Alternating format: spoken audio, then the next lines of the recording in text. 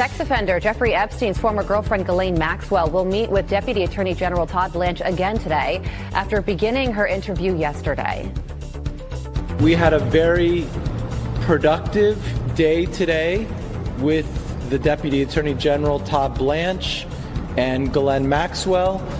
He took a full day and asked a lot of questions, and Ms. Maxwell answered every single question.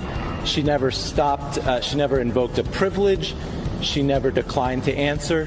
She answered all the questions truthfully, honestly, and to the best of her ability. Maxwell has also been subpoenaed by a congressional committee to testify from prison to provide additional testimony surrounding Epstein's years of sex crimes. It is still unclear if she plans to participate.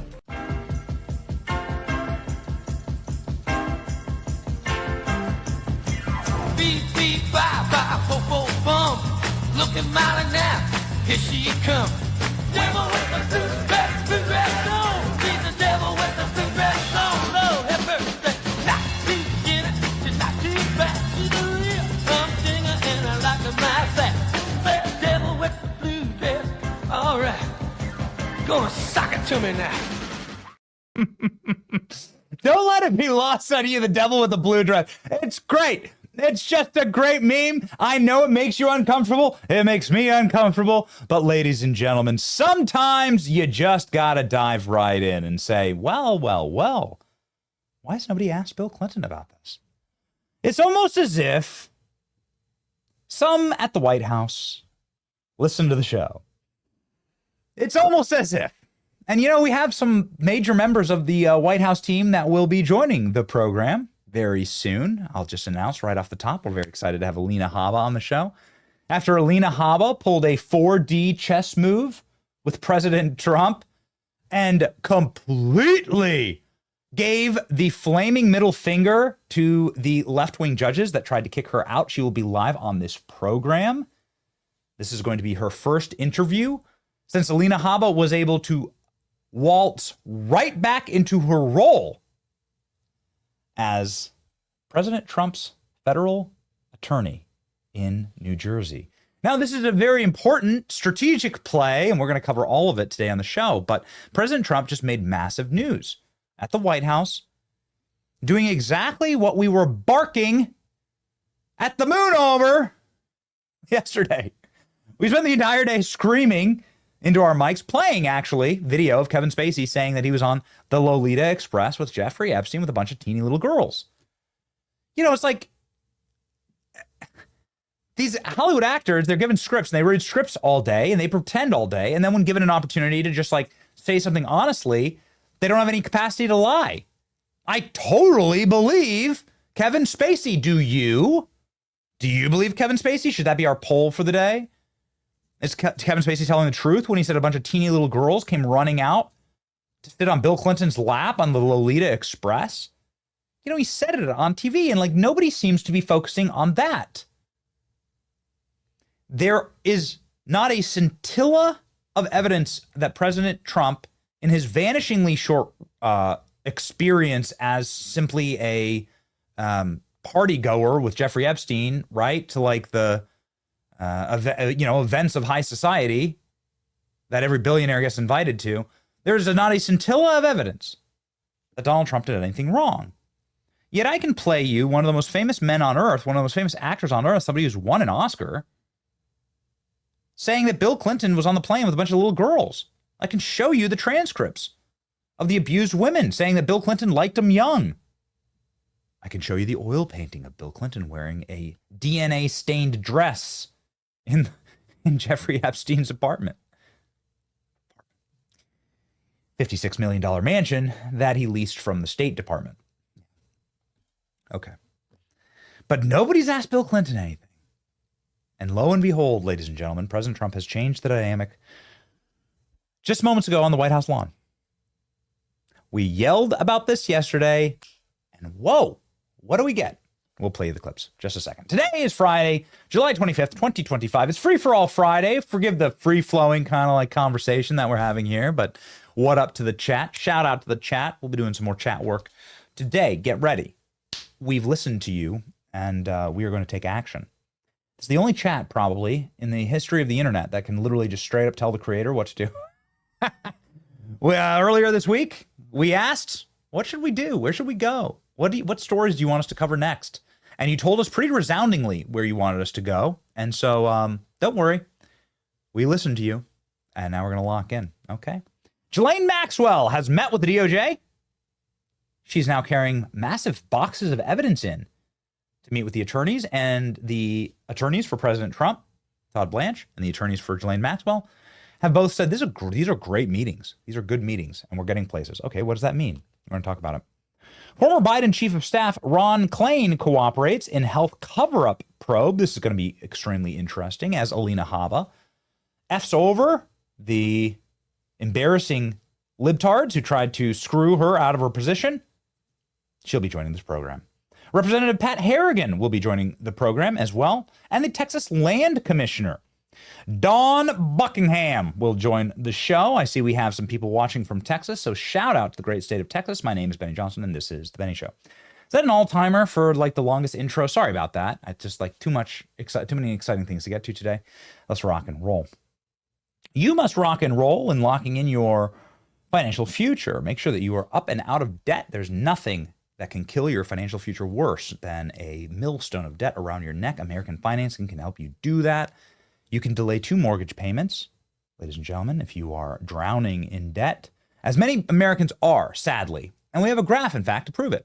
We have a graph that the Democrat Party shared yesterday that'll be so exciting to actually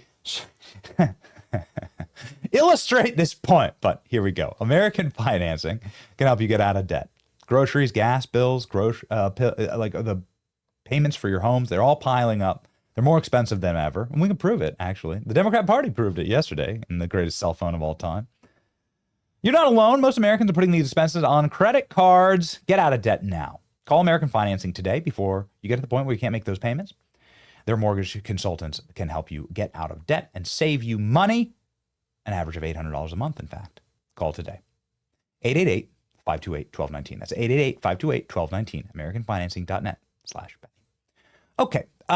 Just because it's funny, here, just quickly. The Democrat Party shared this graph yesterday, and it is hysterical. So this is what the Democrats posted. U.S. grocery prices reached record highs. Okay. All right. Now let's look at the actual data, shall we? And that looks like a bad headline for Donald Trump. My goodness, this looks terrible. Let's zoom in, shall we? What does this actually look like? Well, you will notice that President Trump's administration, his first administration, is right there at the very beginning of the graph, the year 2019 and 2020. That's grocery prices under President Trump term 1. Something remarkable happened in 2021. That would be Joe Biden's residency inside of the White House after a stolen election. And the prices skyrocketed for all of those years, 21, 22, 23, and 24. Joe Biden was 100% in charge. Ha ha ha. But whatever. It's Joe Biden's fault. He's where the buck stops. And would you look at the numbers? Would you look at the graph? The Democrat Party actually posted this. They got owned by President Trump. Here we go. Here's Donald Trump's rapid response 47. Biden. This is Joe Biden. This is when Biden was president, you dumbasses. You can actually see here that the increases stopped with President Trump in this nascent second term. And I have a suspicion that they will come cratering back down, I think. Wouldn't that be a beautiful thing to see? But ladies and gentlemen, since we were talking about your financial house in order, this is great. They deleted it, by the way. They deleted this post, but it got roasted. It was a nothing to see here. Yeah, deleting it actually is a real problem because it actually brings more attention to how stupid you are. Democrats shared this. Democrat Ted Lieu still has this post up actually on his account, which is really funny. They had a 10,000 comment ratio brewing on this. ALX, how fast did they delete it? Within the hour, I think? Yeah, I think so. Okay. So yeah, good. These are the people who are running the teachers' unions. These are the people who want to educate your children. Okay. Did he delete it? The Ted Lieu Ted Lieu finally deleted. All right, good deal.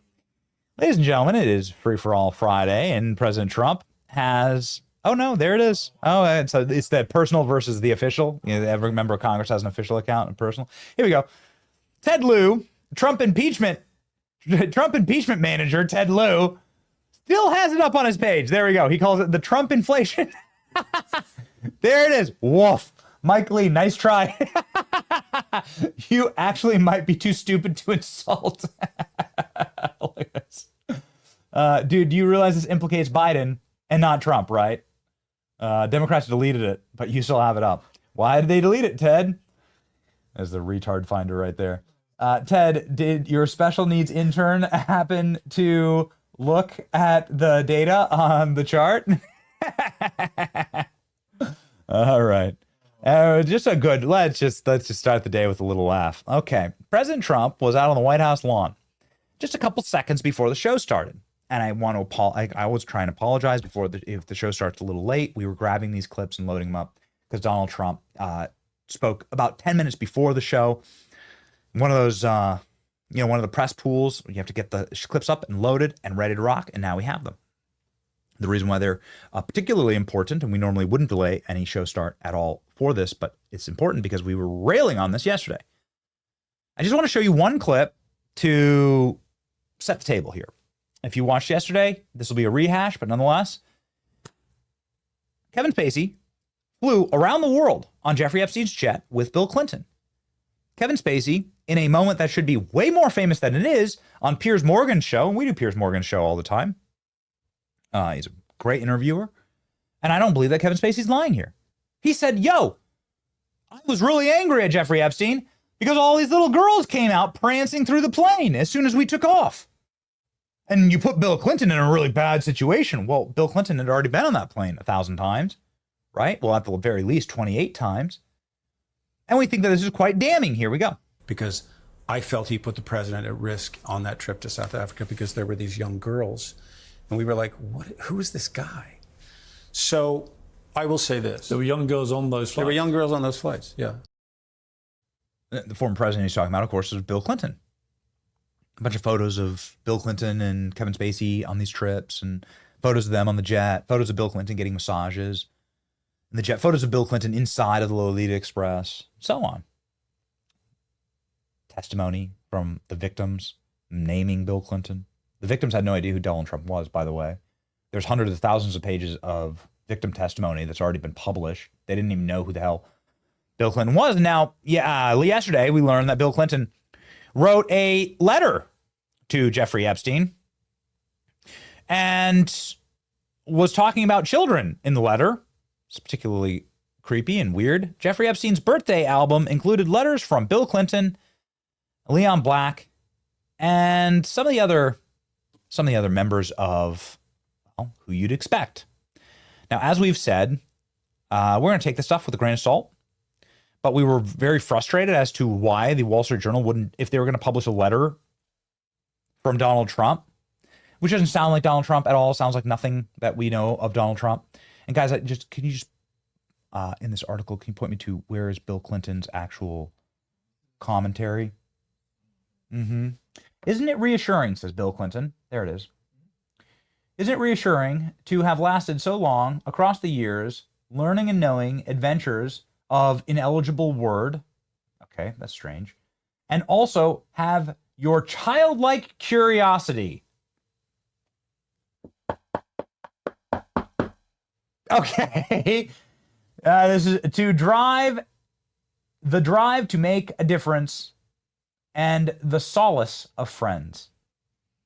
Again, it's very, even for Clinton, this seems a little poetic. Was this all penned by Ghislaine Maxwell? I don't know. Was it penned by Ghislaine Maxwell? Bill Clinton complimenting Jeffrey Epstein on his childlike curiosity. Well, okay. All right. Whatever. You know what? Whatever. I hope they publish the original source documents. That's what I hope. This stuff can be manipulated. This stuff can be used. It can be taken out of context. Publish the original source documents. Do it. Do it. Ladies and gentlemen, Donald Trump's calling for it. President Trump on the White House lawn just moments ago saying you should be looking at Bill Clinton, who went to the island at least 28 times. Well, wow. Where's this change? Now, this is how you actually shut down this argument, okay? Now they're cooking with peanut oil here, ladies and gentlemen. Now you're cooking. Shut down the argument by saying, I'm not the criminal. You can have all the evidence you want. I'm not the criminal. It's Bill Clinton who's the criminal here. He's the one who has something to hide, obviously. He's the one who deserved to be subpoenaed and was subpoenaed yesterday. And you need to start looking into him because he has a pretty nasty record with this guy. Here's Donald Trump moments ago at the White House. Well, I don't want to talk about that. What I do want to say is that Todd is a great attorney, but you ought to be speaking about Larry Summers. You ought to be speaking about some of his friends that are hedge fund guys. They're all over the place. You ought to be speaking about Bill Clinton, who went to the island 28 times. I never went to the island. Do you maintain you did not write a letter for Jeffrey Epstein's birthday? I don't even know what they're talking about. Now, somebody could have written a letter and used my name, but that's happened a lot. All you have to do is take a look at the dossier, the fake dossier. Everything's fake with that administration. Everything's fake with the Democrats. Take a look at what they just found about the dossier.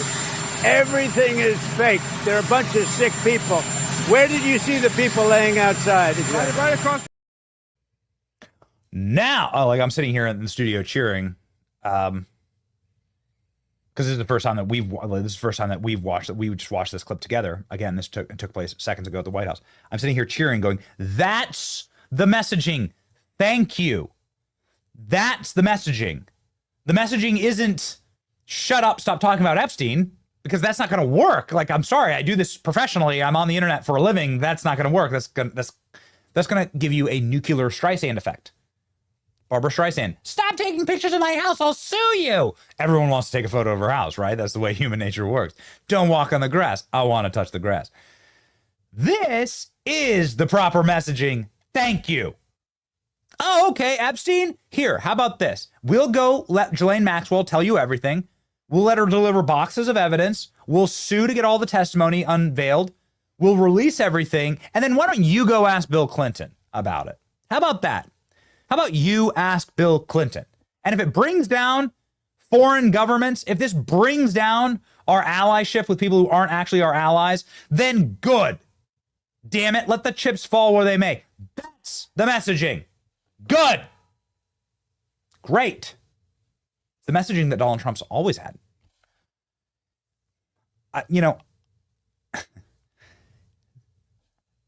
The truth is the truth. And you shouldn't be ashamed of it. And you should lean into it. And there's some people who, viewed it as an attack. The fact that we have a historic understanding of President Trump and this issue. It's not an attack to bring up what Donald Trump has said about Jeffrey Epstein, how Donald Trump actually started his political career on Jeffrey Epstein to a degree. And we've said it openly, and we're actually proud of it because it is a matter of fact that President Trump popularized and wove this issue, this "I will destroy the pedophile elite," into the fabric of his campaign. Here's President Trump saying on stage at CPAC over 10 years ago that Bill Clinton was a predator on Epstein Island. Now is Donald Trump back in action. Donald Trump in the groove. Donald Trump where he belongs. This is the Donald Trump, of course, that everyone fell in love with. Here we go. Bill Clinton. Nice guy. Got a lot of problems coming up, in my opinion, with the famous island with Jeffrey Epstein. A lot of problems. He continued, by the way. Just minutes later, he told us about Prince Andrew. Here we go. You raised the question of Jeffrey Epstein in your remarks about in the Q&A. Well, I think he's got a problem. What do you think the problem will be? I don't know, but that island was really a cesspool. There's no question about it. Just ask Prince Andrew. He'll tell you about it. The island was an absolute cesspool. This was Donald Trump rightly understanding that this is a class warfare issue. This is the genius of President Trump. This issue is not an issue of Republican, Democrat. It's not an issue of, private islands or even like clandestine intel operations. Those are very interesting facts, but it is at its core and at its very heart, deep in the bone, a class issue where everybody in this country instinctually says, wait a second. So these elite pederasts were able to just abuse young women from broken working class homes, which is where, of course, they entrapped them and recruited them, and then discard them, obviously, as we just saw with Virginia Roberts, and nothing happens to them? The state moves in to protect them? No, F you. It'd be nice to see one of these elite predators for once in my life get busted and have their lives ruined instead of my life ruined. I'm just the one who sits here trying to pay my taxes, trying to do something, build something. I'm just here trying to like have enough scratch to put in the plate at church when it passes in front of me. And these guys get to go and abuse and like kill women and like travel around the world on their planes. Kevin Spacey, the little girls come trotting out in the plane. They said it and they get away with it. And Trump like locked in on that and said, wait a second, this is a marquee issue of elites versus the working class. It is a class warfare issue at its heart. And it's why it won't go away. And it's why it needs to be solved. I've spoken so much about it. There's been a lot of people who push us one way or the other, you know. You need to talk about it way more. You don't talk about it enough. You know, whatever it is, like, we're proud that we've asked some of the major questions on this. And like a dog with a bone, man, we're just not going to let go. And that's the point here. And Donald Trump had it right. And it was nice to see Donald Trump back on that bicycle, right? Because the targeting needs to be redirected here.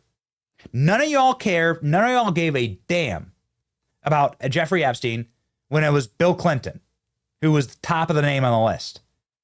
You didn't give a damn about any of these trafficked kids. In fact, you all voted for Kamala. You voted for Kamala for a continuation of the policies that leaves 500,000 little children trafficked throughout the country. And so now President Trump is doing exactly what he should have done from square one. And we're so glad that we're at this moment and redirecting and saying, no, you don't understand. I'm innocent and Bill Clinton's guilty. So why don't you go start asking Bill Clinton these questions? Donald Trump said this again, by the way, in the White House lawn. I think he says you need to focus on Bill Clinton with this list. It's a kind of hard to hear question. It's the best that we have right now. Again, this just happened. Here we go. Todd Blanche is a great gentleman. He's a great man who's a great lawyer. He's got a great heart. But he's over there now. I don't know exactly what's happening, but I certainly can't talk about pardons. Can you trust what she's telling him? She's a convicted trafficker who's eager to get out of prison. Well, you know, he's a professional lawyer. I think he's been through things like this before. But, you know, you should focus on Clinton. You should focus on the president of Harvard, the former president of Harvard.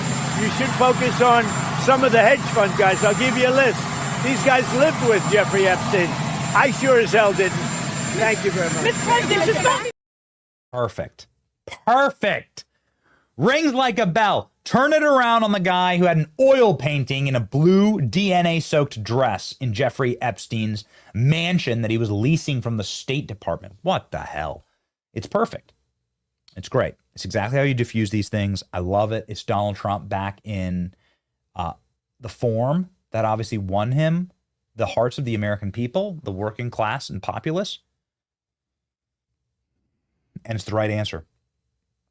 Now, what's happening concurrently in our state, not too far up the road, a couple hours up the road from where we are, in a federal prison in Tallahassee, is that Ghislaine Maxwell is, for the first time ever, getting an interview with the federal government.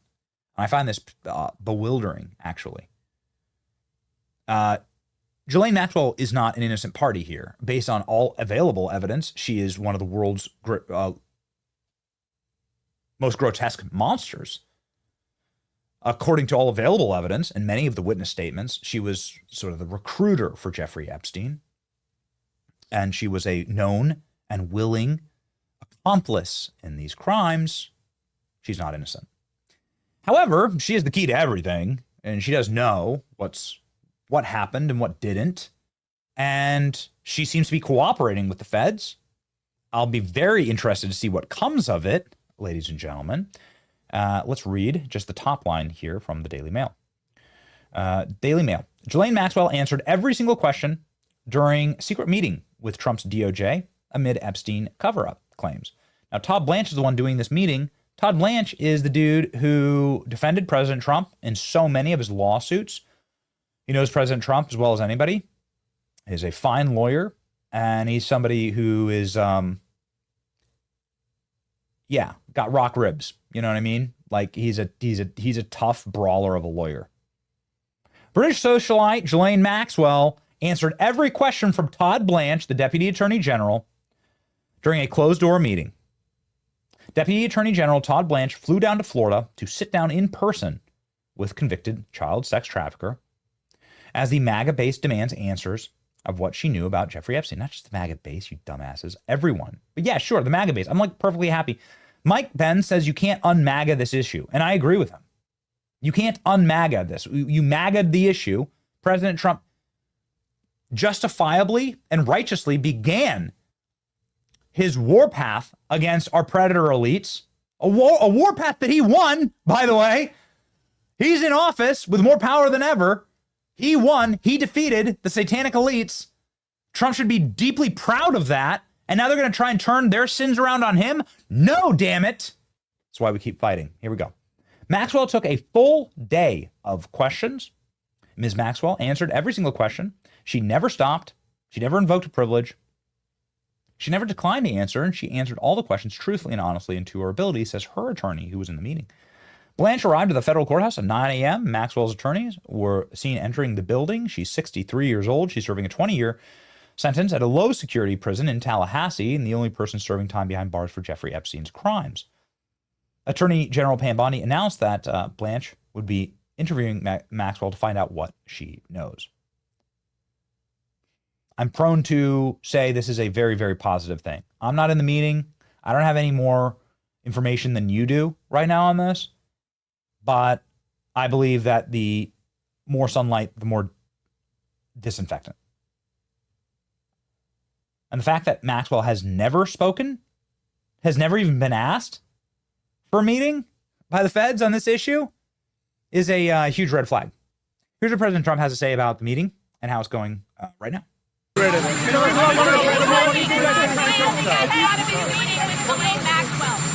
you hoping Todd Blanche gets out of this meeting with Ghislaine Maxwell? Well, I don't know about the meeting. I know it's taking place, and he's a fantastic man. He's a great attorney, and people should really focus on how well the country's doing, or they should focus on the fact that Barack Hussein Obama led a coup, or they should focus on the fact that Larry Summers from Harvard, that Bill Clinton, who you know very well, and lots of other friends, really close friends of Jeffrey Summers, should be spoken about. Because, you know, Jeffrey Epstein should be spoken about. And they should speak about them, because they don't talk about them. They talk about me. I have nothing to do with the guy. Do you want to shut him up? You want to shut everyone up about this? Just drag the Clintons out. Just drag them out one more time and say, yo, let's go ahead and look at Bill. Let's go look at Bill. Because if you looked at Bill, then you'd have to start asking questions about guys like Kevin Spacey. If you looked at Bill Clinton, if you redirected here and said, they're the criminals, just like he's doing with Obama right now, Barack Hussein Obama. When Donald Trump, you know Donald Trump's serious when he pulls out the Hussein. When you spin it around, ladies and gentlemen, they'll stop. They'll shut up. They'll shut up because you're going to have to find the answer to this question. Can we hear him? You're going to have to find the answer to this. On that trip to South Africa, because there were these young girls, and we were like, "What? Who is this guy?" So I will say this: there were young girls on those flights. There were young girls on those flights. Yeah. With Bill Clinton, there were young girls on the flights. I doubt that you have a friend who has a private jet. I really highly doubt you have a friend who has a private jet the size of Jeffrey Epstein's. Jeffrey Epstein's jet was the same jet that Air Force One jet. It's a massive jet, private rooms and everything. It's an enormous jet. It costs $80,000 an hour to operate this jet. So I doubt you have. I don't have friends like that. Okay, maybe you do. I don't think so. But even if you did, let's say they invited you on the jet and a bunch of little kids came out, like a bunch of little girls come out in their underwear and start dancing. What the hell would you do? I'm telling you, I would reach for a parachute and like smash a window and jump. Like I would, it's like, because that's the end of your life. I mean, it's like, not only is it, of course, deeply immoral, I'd be worried about my soul and where I'd spend eternity. Not only is it deeply immoral, of course, sick and evil, but also clearly something's wrong here. Not only about my soul and eternity, but when that plane lands, what photos are there of me on this plane? Like, what videos are there of me? Like, what? This is gonna destroy everything. My family, my life. Everything's wrong. I'll do anything to get that plane to land and to get the hell off it, and then to call the authorities as soon as I could. Hopefully, the authorities waiting there at the airport. There's a bunch of little kids on this plane. This jet took off, and those little kids came out. Arrest that man, officer. I don't want anything to do with it. I'm reporting it. Wouldn't you? Isn't that what you would do? This is Kevin Spacey being like, yeah, these little girls came out and started dancing. Like, we just thought it was normal. We just, it looked bad for Bill, but like, I guess that's just part of the thing. No! What? So, of course, a Clinton Global Initiative plane, you see. Maybe the little girls were from Haiti. If you know, you know. Okay.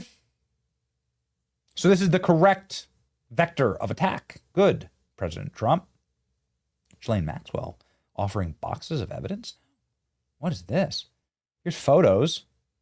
Very blurry photos, but nonetheless, because they have to be taken from a very far distance away. Photos of Ghislaine Maxwell carrying like entire boxes of evidence into her meetings with the Fed. I don't know what that is, but there it is. That's Ghislaine. There are the boxes. What is it? What is that? It clearly looks like documents. What are they? Ghislaine Maxwell holds mysterious box as she returns to Florida prison after meeting with Trump's DOJ. What does Ghislaine Maxwell have?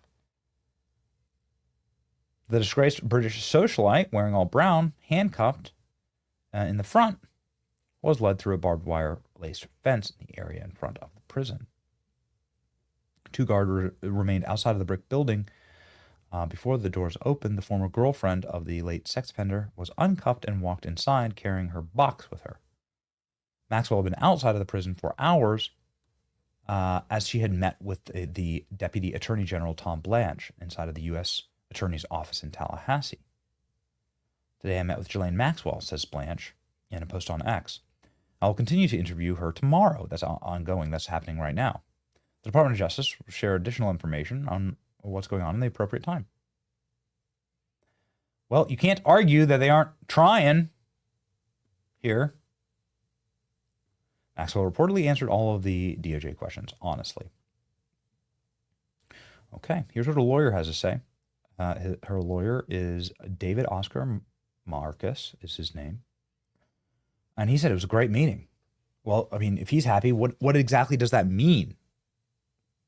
Again, I'm not telling you that Ghislaine Maxwell's the good guy here. She's not. But she does know. She is the key to everything. So here we go.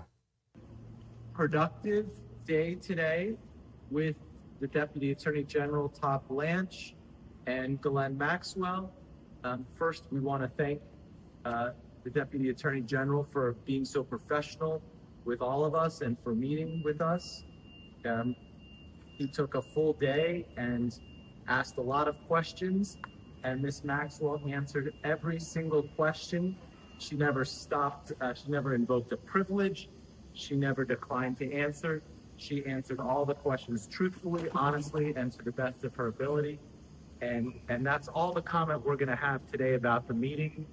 We don't want to comment about the substance of the meeting for obvious reasons, and we'll go from there. So thank you all so much. Will you guys be coming back for a second day? We're not going to comment on that now. Thank you. Thank you. Thank you all. I guess I don't know what to make of it other than, you know, that we've been saying for the entire, what are we on, like 3 weeks of this now?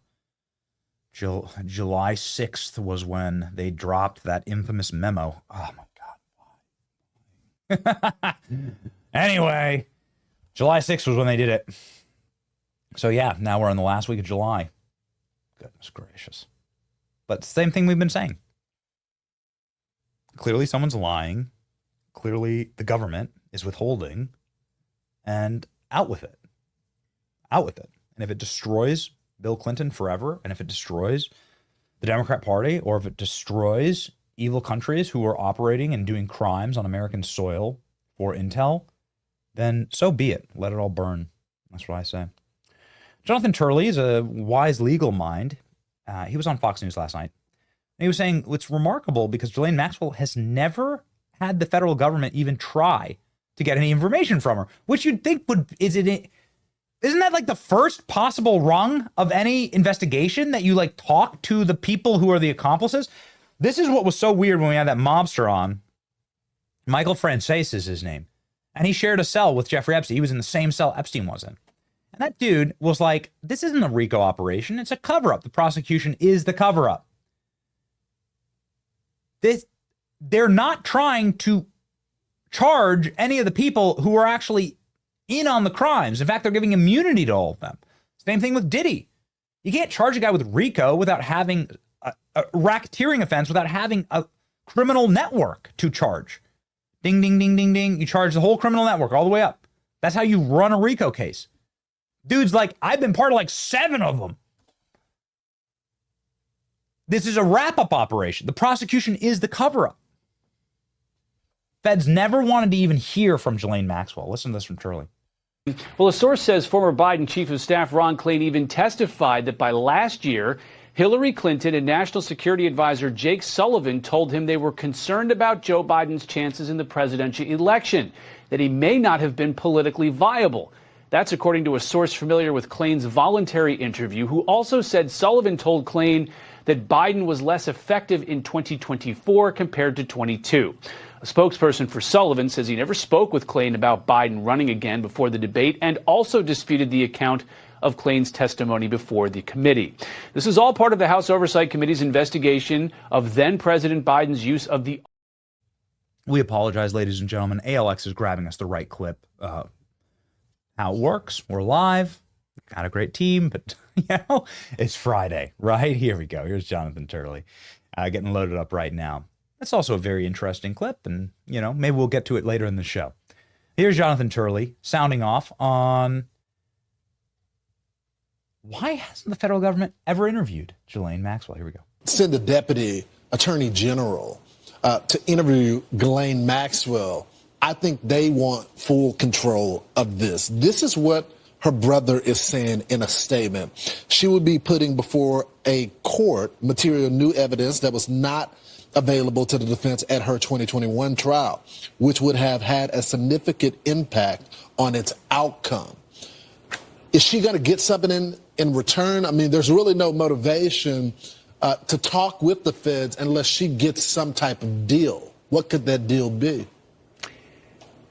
Right, Lawrence, that's really the key question here. There is the thing called a 5K 1.1 motion that the Justice Department can file for cooperation to reduce a sentence. That's usually when someone is a key witness in the prosecution of a third party.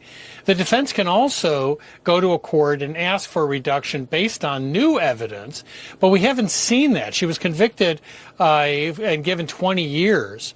And so the question is, if there's something there, why haven't they revealed it so far? The third possibility is a commutation, more likely than a pardon, from the president maybe at the end of his term, if she is a highly cooperative witness. So all of those are possibilities for Maxwell. The question is what she has. I was surprised in speaking with a member of the legal defense team a couple days ago when they said the reports that she had been previously interviewed by federal and state prosecutors, investigators, was not true. What? That she had never been interviewed. Yes, and despite all of these past investigations in this scandal. I was really taken aback by that. So if that's true, she could be an untapped source of new information. The question is, what is that information? Is it just salacious, or is it something more that would reveal criminal conduct? Ghislaine Maxwell, 1961 to next week or so. Dark. It's gallows humor. It's gallows humor. It's Friday. Ladies and gentlemen. You boy. Those are the memes being shared. I don't know, man. I'm hoping for everything. I'm hoping that they actually let Ghislaine Maxwell speak, explain everything, talk to the American people, that they release all of the documents. I hope that the Clintons get a chance to actually answer for their relationship. I hope that President Trump continues the wise and smart, age-old, decades-old tactic of saying, Bill Clinton has something to hide. Why don't you ask him? And before we get to our first guest, just a reminder that Bill Clinton has never been asked about this on the record. Isn't it obscene that the Clintons go on MSNBC? They literally have a tent, a lean-to in the MSNBC green room that says property of the Clintons. They're so often on that channel or on CNN. They're doing interviews, they're pushing book deals, whatever. They're on NBC. The Clintons are often and regularly being interviewed, and they've never been asked about this. At 20 years, and they've never been asked about this. Nothing from the campaign trail. Hillary Clinton was running for president and available for questions and was probably asked hundreds of thousands of questions in 2016 and beyond. No one's ever asked about Bill Clinton and Epstein. Isn't that something? Bill Clinton was asked one time about it. His response is, well, watch. Any comments on the alleged allegation of your connection with Jeffrey Epstein? No.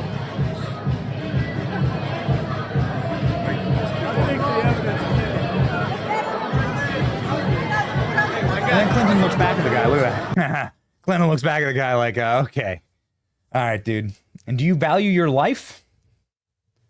The evidence, by the way, is Bill Clinton in a blue dress hanging in Jeffrey Epstein's. This is the evidence. Here, the evidence is clear. The evidence is Kevin Spacey saying there was a bunch of little girls on the plane that Bill Clinton, Jeffrey Epstein loaned the Clinton Foundation his plane with the little girls on it. It was on loan to Bill Clinton's Clinton Foundation. You know who's also in charge of the Clinton Foundation? Hillary Clinton. Hillary Clinton was once asked about this. Just one time. One time that Hillary Clinton was asked about this. Alex Rosen got physically beat for even daring to bring it up at a speech. Here we go. You want somebody who's going to get up every day. Hey, Hillary, why'd your husband visit Epstein Island 26 times?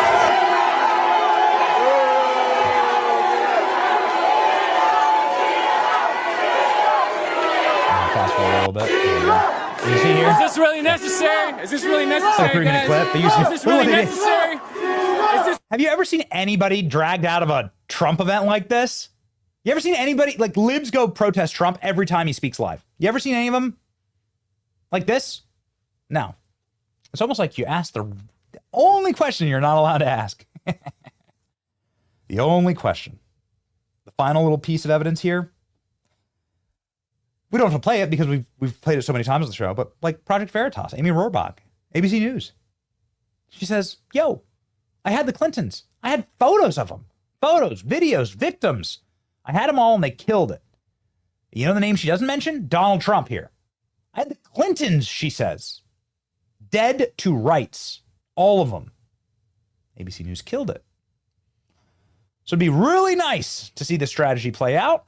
It'd be a wonderful thing to see us muscularly start asking these questions, the questions that we've been asking for a very long time. And you know what? If you have nothing to hide, then you shouldn't be worried about it. The interesting thing is that the Clintons are acting very worried. All right. Exciting Friday morning. You always love to see it. You always love to see it pop off like this. I love to see this show previewing the next day's news cycle. And it's nice to know, ladies and gentlemen, that the future looks bright. And the future is very, very bright with representatives Like Pat Harrington, who is joining our show live right now to talk about this and many other things. Pat Harrington, congressman from the great state of North Carolina. He's also a Green Beret. Here we go.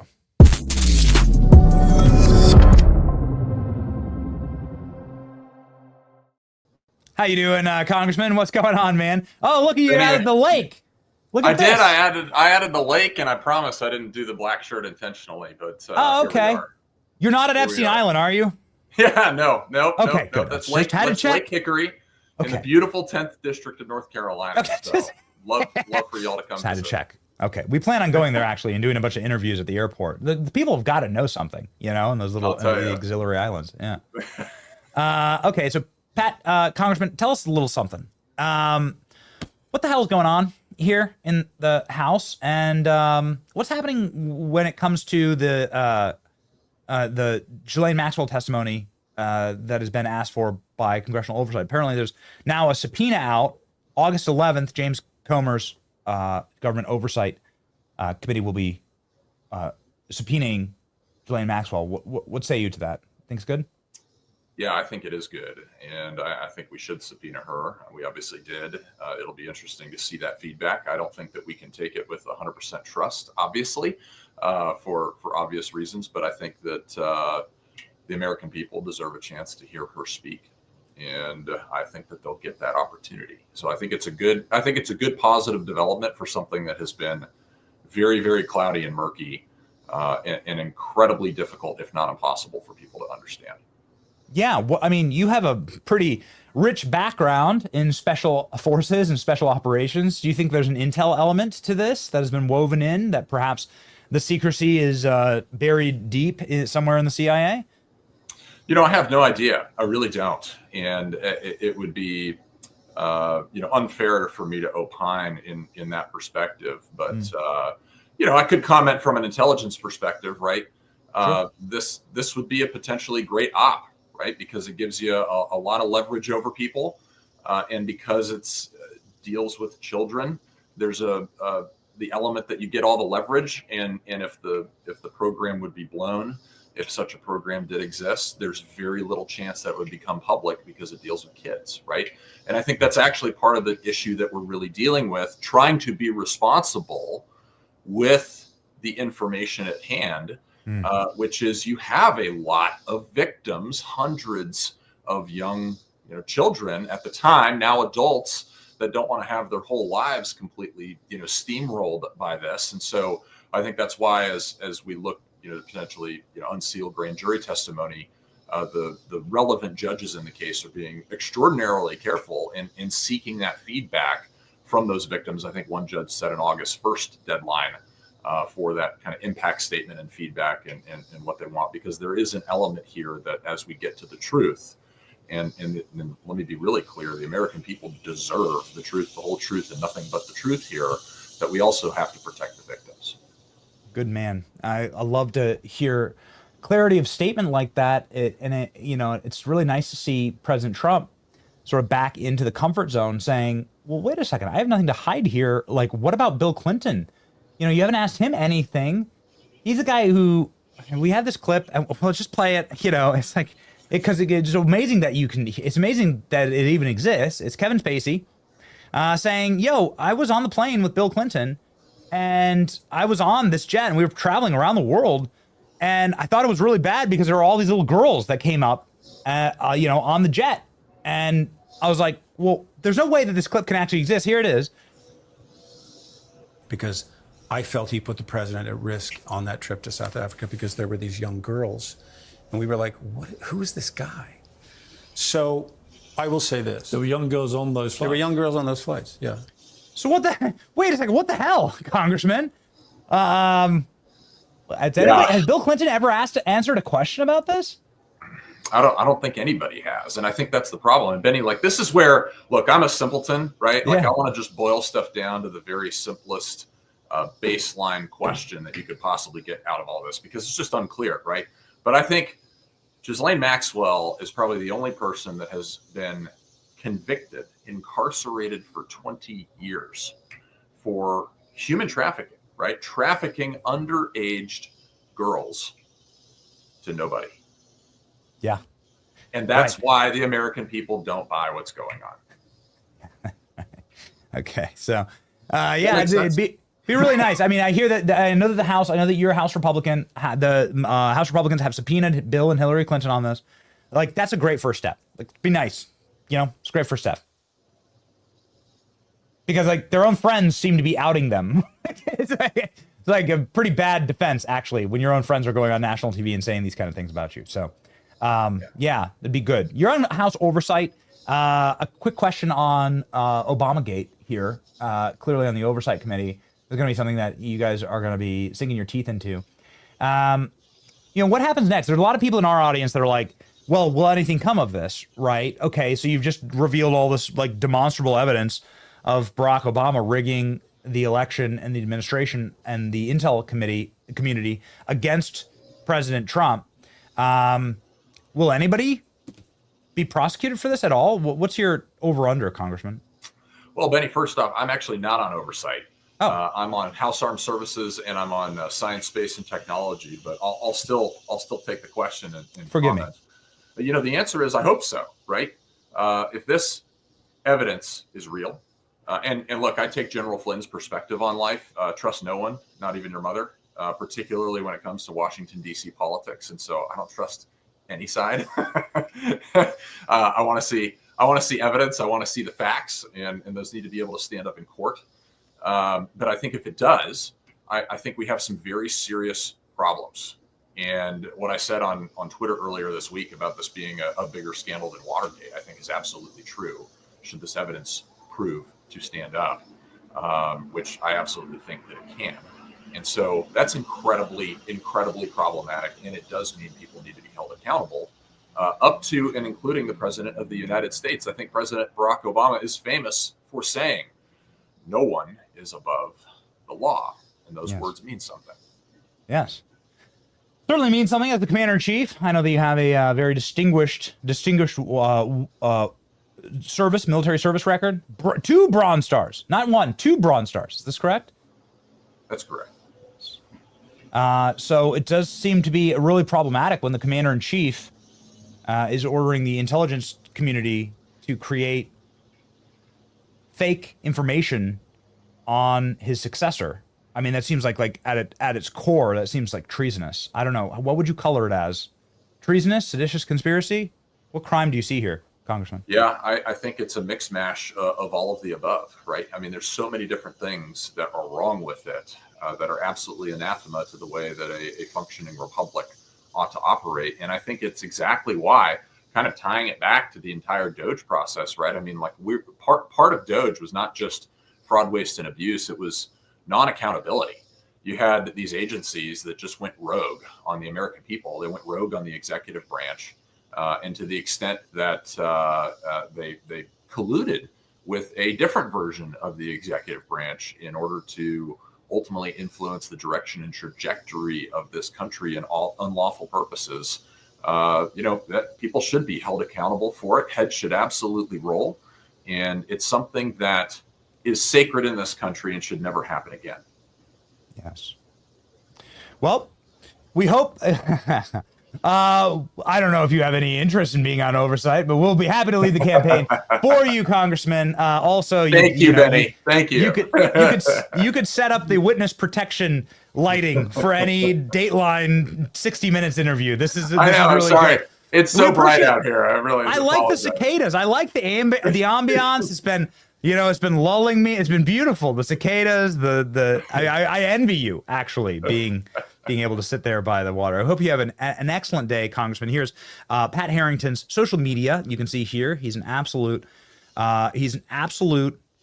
freaking fighter, not just for this country, but for our movement. You should follow him. And he's somebody who, I don't know, I was thinking maybe he's going to run for Senate in North Carolina, but it turns out that it's going to be Michael Whatley, our friend. I assume, do you endorse Michael Whatley, Congressman? Well, Benny, I'm with the president 100% of the way. I was very, very genuinely honored to have my name thrown in the ring and kept in there for so long. It was pretty cool. I think it's proof positive of the work that my staff and I are doing up in Washington, the work that we're doing for constituents down here in the district. And I'm super stoked with the job that I have right now. I have much more work to do, and I'm just very, very honored and very blessed to be in the position that I'm in. Well, we're proud to have you up and fighting for us in Washington, D.C. Godspeed, Congressman. Everybody follow Pat Harrington. Enjoy your day at the lake. See you, Benny. Y'all take care. See ya. Tell the cicadas hi. Love it.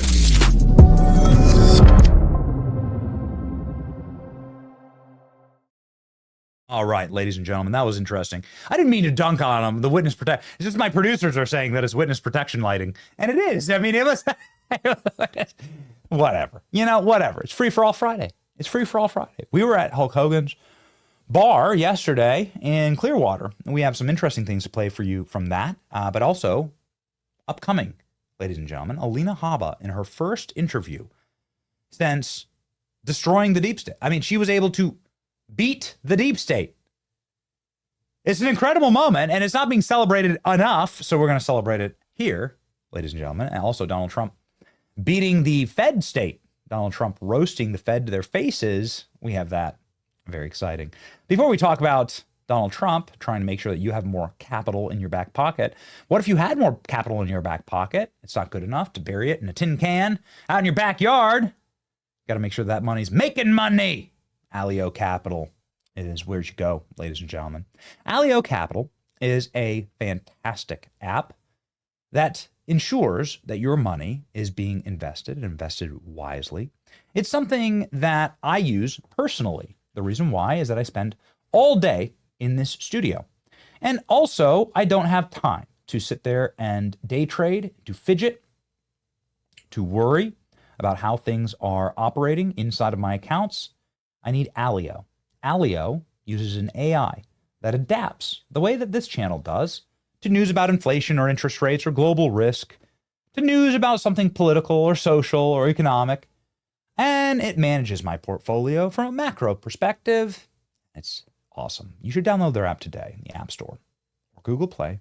Text my name, Benny, to 511-511. That's ALLIO, capital. Text Benny to 511-511. Download the Allio app. Text Benny to 511-511 today. Investing does involve risk, including potential loss of principal. Past performance does not guarantee results. Consult with your financial professionals before making an investment decision. Okay. Rocking and rolling, ladies and gentlemen. I guess let's go straight from that to Donald Trump. Roasting Jerome Powell to his face. One of the single funniest things I've ever seen in my life is, well, this photo. This is Jerome Powell, a stubborn old mule, as Donald Trump calls him. Jerome Powell's in charge of the Fed. The Fed won't lower rates. The Fed lowered rates in order to get Kamala elected. That didn't work out. And so now they've kept rates stubbornly high, even though the economy is doing spectacular. When you don't lower rates, you make it cripplingly hard for young people to buy or afford houses. These interest rates of 7 and 8% are like damn near criminal. It's so impossible to buy a house. It adds hundreds of thousands or millions of dollars to the house over the lifespan of a 30-year mortgage. Young people, old people, any people can't live under these rates for long, and it ends up really kneecapping an economy when people can't buy homes and get their lives started. Something that is profoundly important to our program, that young men and young women lock in and seize the American dream by getting married, having children, growing a family, and you can't do that in a one-room apartment. You just can't. I guess you could try, but it's very hard. I have 4 kids. Oh boy, would not want to be in a one-room apartment with them. You need a house and a home, and there's lots of land and property in this country. It's a massive country, and we should have the ability for young people to get their lives started by keeping the interest rates so astonishingly high, even though the unemployment numbers are cratering through the floor. The employment numbers are sky high.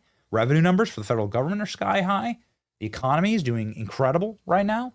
There are so many blinking green signals in our economy. Anyway, I don't need to nerd out on this. Not only that, I'm not trying to pretend to be the world's top economic professional.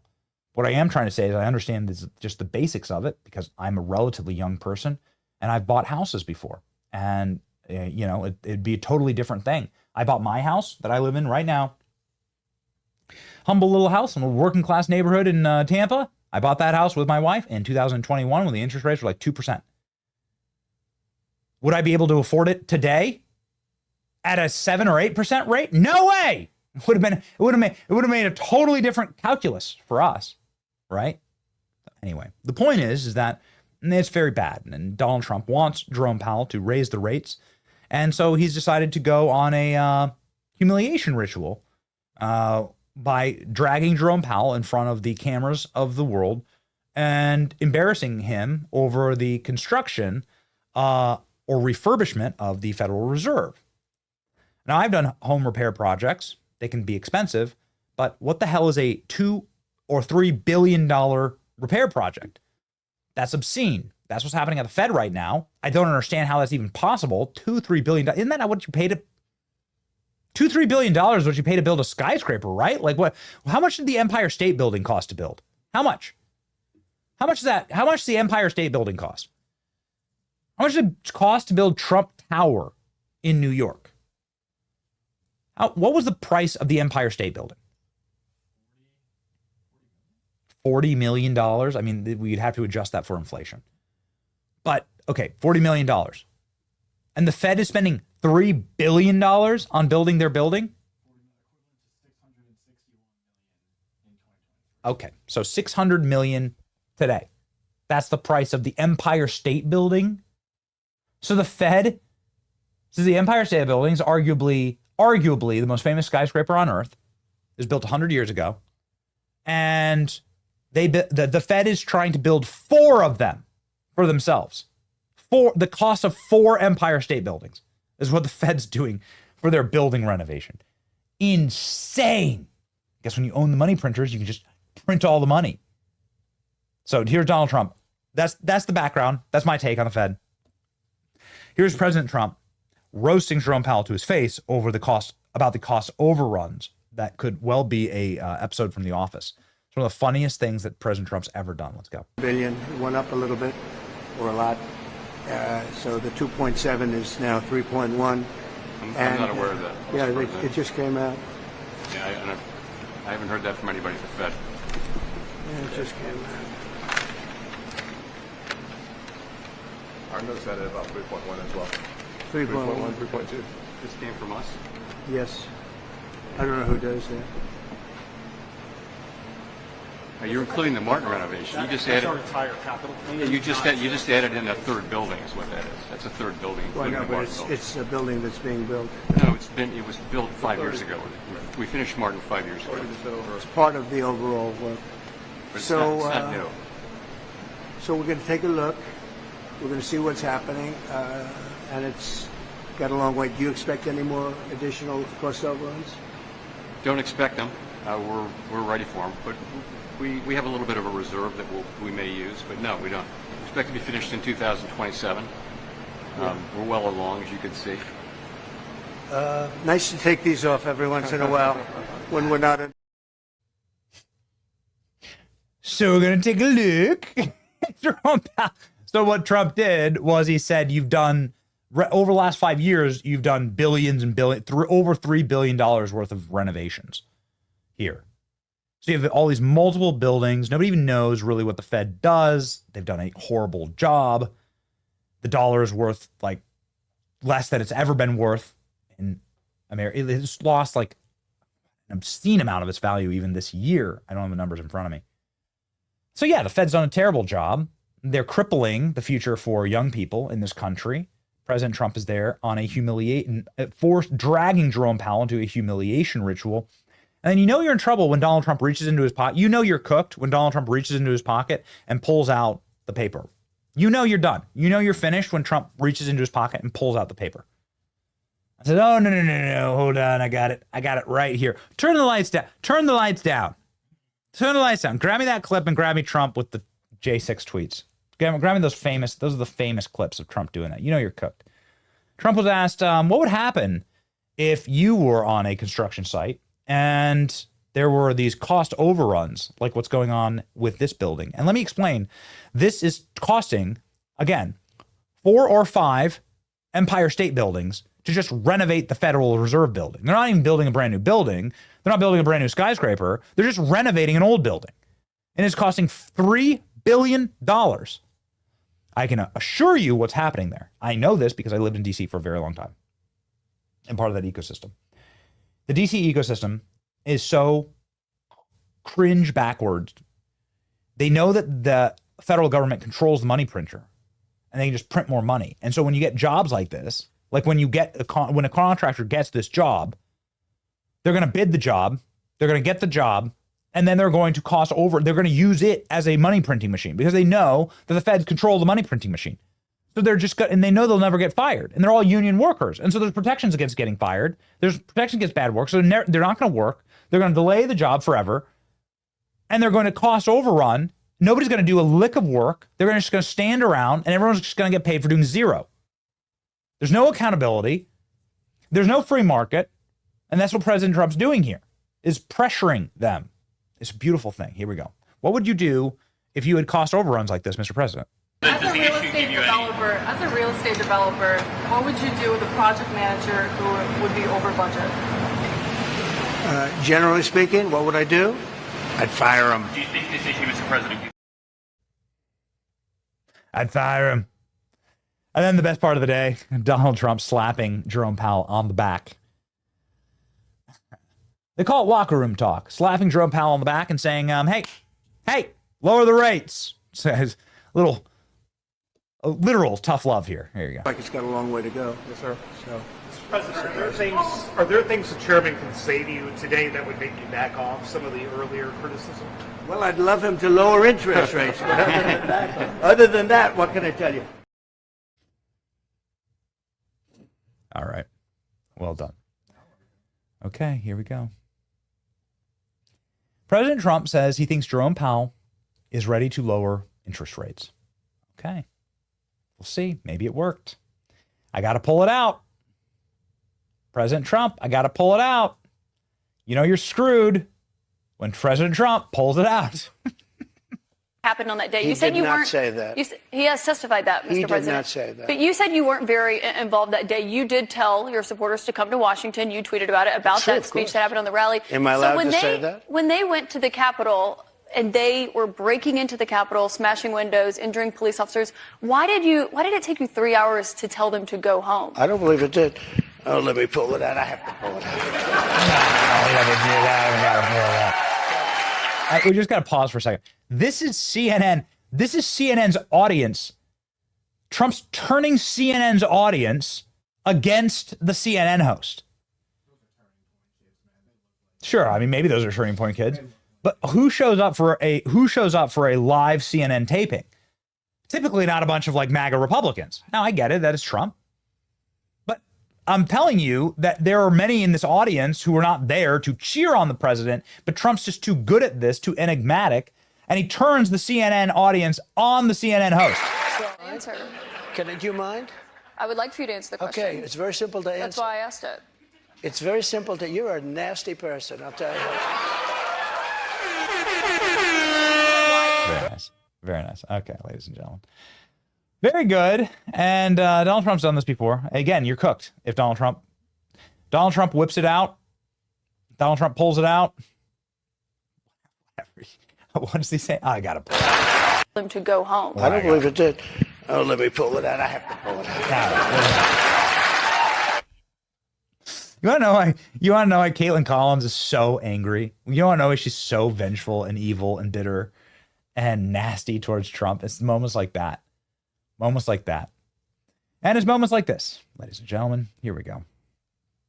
Yeah, this is great. This is the president of South Africa.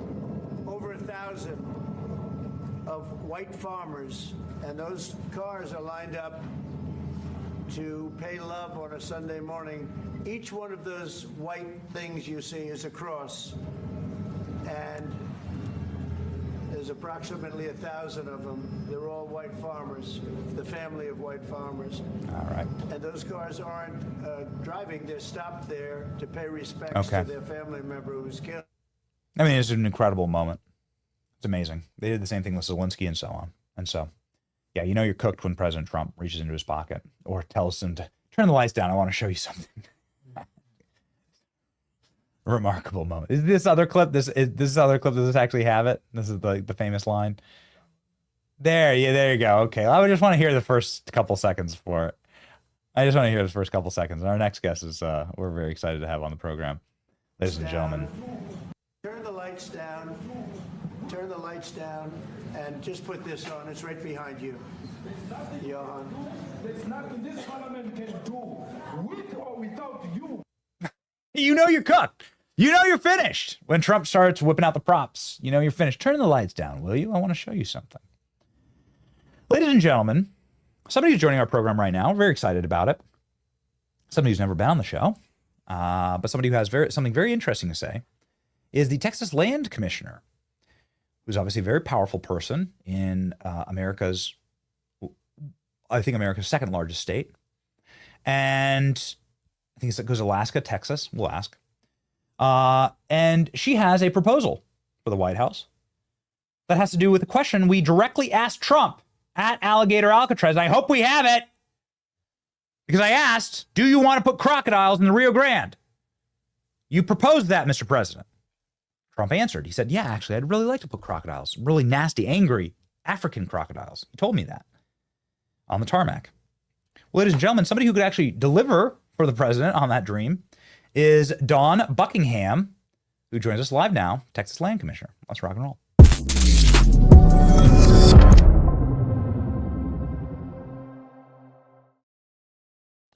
Dawn, welcome to the program.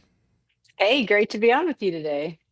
So I was thrilled about this booking, because this was the first question I had for the president at Alligator Alcatraz, because he's been talking about putting crocodiles in the Rio Grande for a long time and never got around to it. But you are here with potentially a proposal for a Texas version of Alligator Alcatraz. This is fascinating. Please explain, Commissioner. Well, back last fall, we announced the Jocelyn Initiative. As you know, Jocelyn Nungary was one of our young ladies who lost her life so horrifically at the hands of some migrants who had come across illegally. And we just said, look, we're happy to partner up with the federal government for detention and deportation centers. We had just purchased a property on the Rio Grande for the sole purpose of getting the wall up and stopping all the terrible crime that was happening on that property, because the current owner wouldn't allow law enforcement on it. But we're here and ready, willing to go. Texas actually has several deportation and detention facilities that are working really well right now. And so, but we just want to be a good partner, and we are so excited about the turnaround at the border, which is of course mainly driven by the federal policies. As we've seen, immediately Trump takes office and we see a 98% decrease in the people coming across the border and a 99% decrease in the gotaways. So things are looking good at the border. That's incredible. So you can attest personally that this border is officially shut down. We still do see some traffic over it, but in general, it is effectively shut down more than it has ever been, which is the perfect example of how we need to keep our infrastructure going. We need to get that wall, keep the boots on the ground, the technology watching everything. But it's the federal policies that really serve as the incentive that bring people here illegally, as we saw under the Biden administration. Yes, that's right. What about some of the criminal alien communities in Texas? I know there was a pretty famous story about a specific municipality that was allowing criminal aliens to buy houses without being American citizens and so on. Has all that been shut down? We are making great steps in that. We've had a couple communities that have been cause for concern. One, for the illegal folks coming across the border. Texas did just pass a ban on foreign ownership, although it's more geared at people mostly from China, North Korea, Russia, things like that. But we also had a Muslim community going up that we've been in the middle of trying to stop, because we believe it's inconsistent with our laws. So yes, we are in process on that as well. That's right. Could you perhaps give us an update on that? That's made quite a splash on social media, the Sharia city, they call it. Yes, believe it or not, parts of it had actually been in existence for 10 years, but there was a massive new development announced that, of course, you'd be under Sharia law and have to be Muslim to enjoy it, the Muslim way of living, and they have all kinds of great slogans. So we believe it's inconsistent with our state laws. We've got several state agencies that they need permits from, but I don't anticipate them getting those permits. But we're doing everything we can to be sure that we don't have, if nothing else, religious discrimination in our communities. We're definitely not going to tolerate Sharia law courts. Yeah, I mean, that seems totally incompatible, of course, with Western civilization, but also naturally with the culture of Texas, right? Which many people see as kind of the rich American fabric of the pioneering days and the cowboy days, and like it's just like wait, there's a Sharia city being built there, you know? Like I guess you could kind of scratch your head and look at like New York and Zorhan Mandami and say, okay, well, this is, you know, it's the Bronx. But in Texas, and everyone was very confused about that. It is confusing, but it just shows you that they're persistent and ingenious, and we have to be ever vigilant to be sure we're watching out for these things. Yeah. Okay. All right. So let's talk very quickly about this massive plot of land. This is the article here. A 100% on board. Border state offers Trump massive plot of land. How massive is this plot of land, Commissioner? Well, we run 13 million acres. We have hundreds of thousands of acres right on the border. So we just said, look, President Trump, Biden administration, Texas is united in anything you need, any property you need for detention and deportation of our illegal migrants. We're happy to provide. So, of course, Governor Abbott's been taking the lead on that, but we're all working together, all united, because I do not want one more parent to have to endure what Alexis Nungary has had to endure. I mean, losing your child that way is horrific, and losing your child at the hands of someone who shouldn't have even been here in the first place is absolutely horrific. So we're going to do everything we can, especially with the criminal illegal migrants, to get them off our soil. We want them gone yesterday. Yes. Yes. I don't know, you know, if you actually cared about the people who live in your state, and you cared about the Americans who reside in you, who fought for this land and who built this land and who actually built this country, and then of course this is the common sense opinion to have. Why do people have the opposite opinion? Is there any defensible argument for waves upon waves of hundreds of millions of third world criminal aliens to be washed through a community? Is there any argument for that, Commissioner? I don't see any defensible argument. I do think, in my understanding, that Doge uncovered the fact that the federal government under the Biden administration was completely funding and encouraging this to the NGOs, with absolutely the plan to have those people be voting in a few years and turn the tides of our elections potentially forever. So I think that was their plot. It's completely indefensible for the economic prosperity and safety of our communities. That crime has touched every corner of the United States, every community. But we're going to get it reversed. We're going to get it better. We're going to get these illegal migrants off of our soil, and get our communities back to being safe and prosperous again. I just wanted to play a very quick clip because we had a chance to talk to the president about Texas and about his dream of crocodiles in the Rio Grande. And here's the commentary that he gave us. Mr. President, in 2018, you suggested putting alligators in the Rio Grande to prevent crossings in Texas. Crocodiles, alligators. Is this a dream come true My for bad. you, sir? Well, I was thinking about that, I must say. It was meant more as a joke, but the more I thought of it, the more I liked it, if you want to know the truth. And they were serious. They were actually crocodiles. They were crocodiles from Africa. They are a step beyond. But no, that was really meant as a joke, but a lot of people liked it. And a lot of people think we should do it, frankly. Do you think we should do it? I know this is just, it's Friday. It's Friday, so why not chat about it? Yeah. Why not? They're going to be crocodile. They're going to be any ironically, African crocodiles released into the Rio Grande, Commissioner? Maybe not anytime soon, but there might be some alligators already there. We'll have to check. Okay.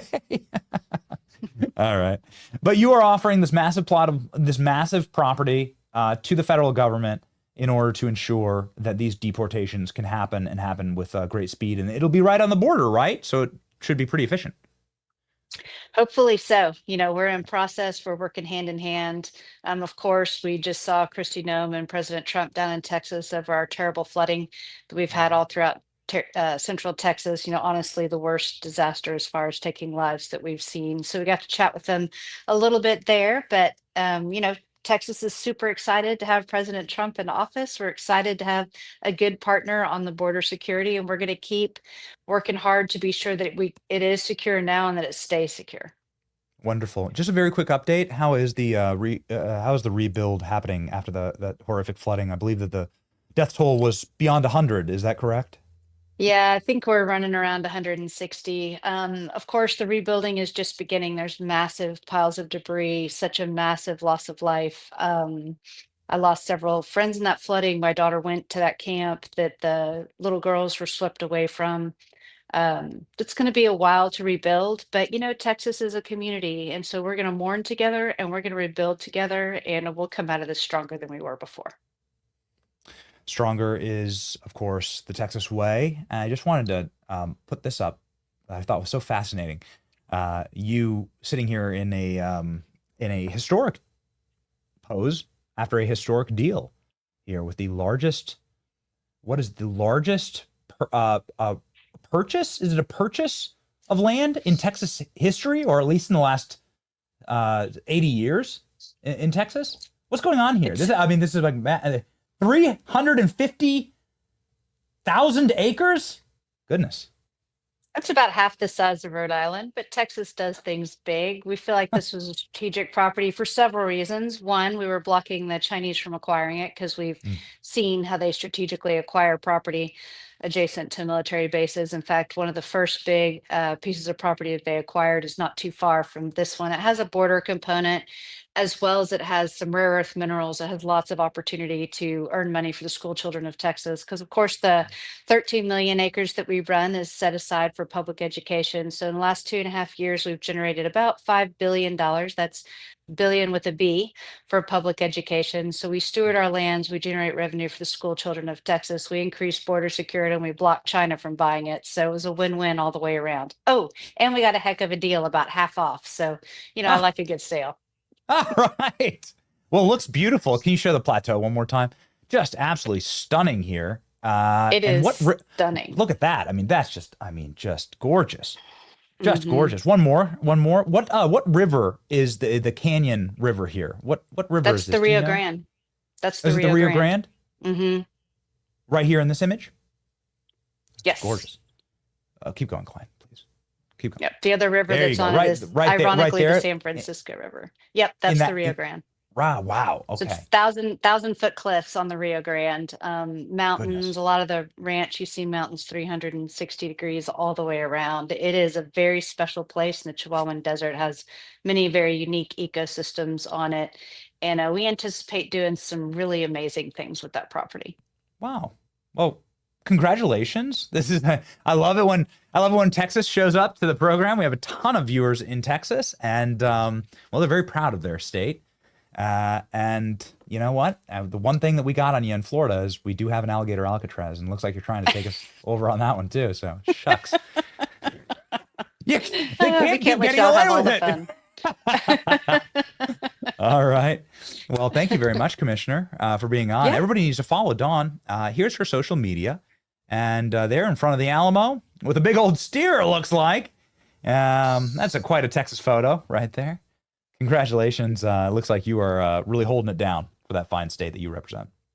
Well, thank you. It's a blessing to be able to serve, and thanks for having me on. Thank you.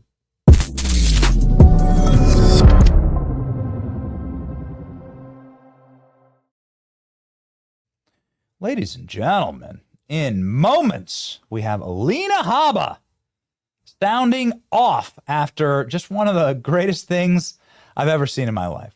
Oh, man. Just an incredible masterstroke. Everybody, there's like a meme. There's like a meme that's like, you didn't understand. We were playing 5D chess. Biatch. And there's a meme of that. And it's nice when that meme comes true in real life. And it just happened, in fact. Trump picks Alina Haba to remain as acting U.S. attorney for New Jersey after judges reject her for the post. I don't cower to pressure. Let's read on what is 5D chess. Oh, ladies and gentlemen, Alina Haba, President Trump's pick to serve as the New Jersey U.S. attorney, will continue to serve the Garden State top prosecutor despite a panel of judges rejecting her for the post. Really? This is unique. Donald Trump is the 47th president of the United States. Pam Bondi is the attorney general, and I am now the acting U.S. attorney for New Jersey. Haba wrote, I don't cower to pressure, and I don't answer to politics. I fight for justice, and I'm all in. She was tapped for the temporary role by Trump in March. Pending a permanent approval, she had 120 days to serve in that interim capacity. 17 federal judges in the Garden State, mainly appointed by Barack Obama and Joe Biden, opted against extending her tenure and announced an appointment of the first assistant U.S. Attorney General in order to lead the office. Grace was subsequently fired by Pam Bondi, the second that she took that role, who said the DOJ would not tolerate rogue judges. A DOJ official explained to multiple outlets on Thursday that Trump withdrew Haba's nomination to be the U.S. attorney and that she was appointed to be the first assistant attorney, replacing Grace immediately, as that's how the mechanism works. And that makes Haba the now acting U.S. attorney in New Jersey. Oh, it's so great. Ladies and gentlemen, here she is. Back again. Back at it again. The great Alina Haba, the New Jersey U.S. attorney. Welcome to the program.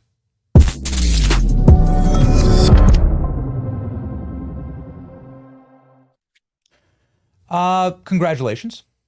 Welcome back. And quite the masterstroke here.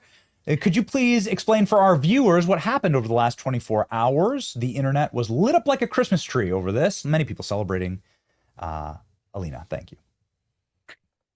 Yeah, never a dull moment, I would say. I think that it's kind of unfortunate for my state that any of this is even happening, I'll be honest with you. But yeah, I'm the acting U.S. attorney. Obviously, there's a difference between Article 2 and Article 3 and judges, and they are missing a very important point, which is that the President of the United States picks the United States attorneys. We are part of the executive branch.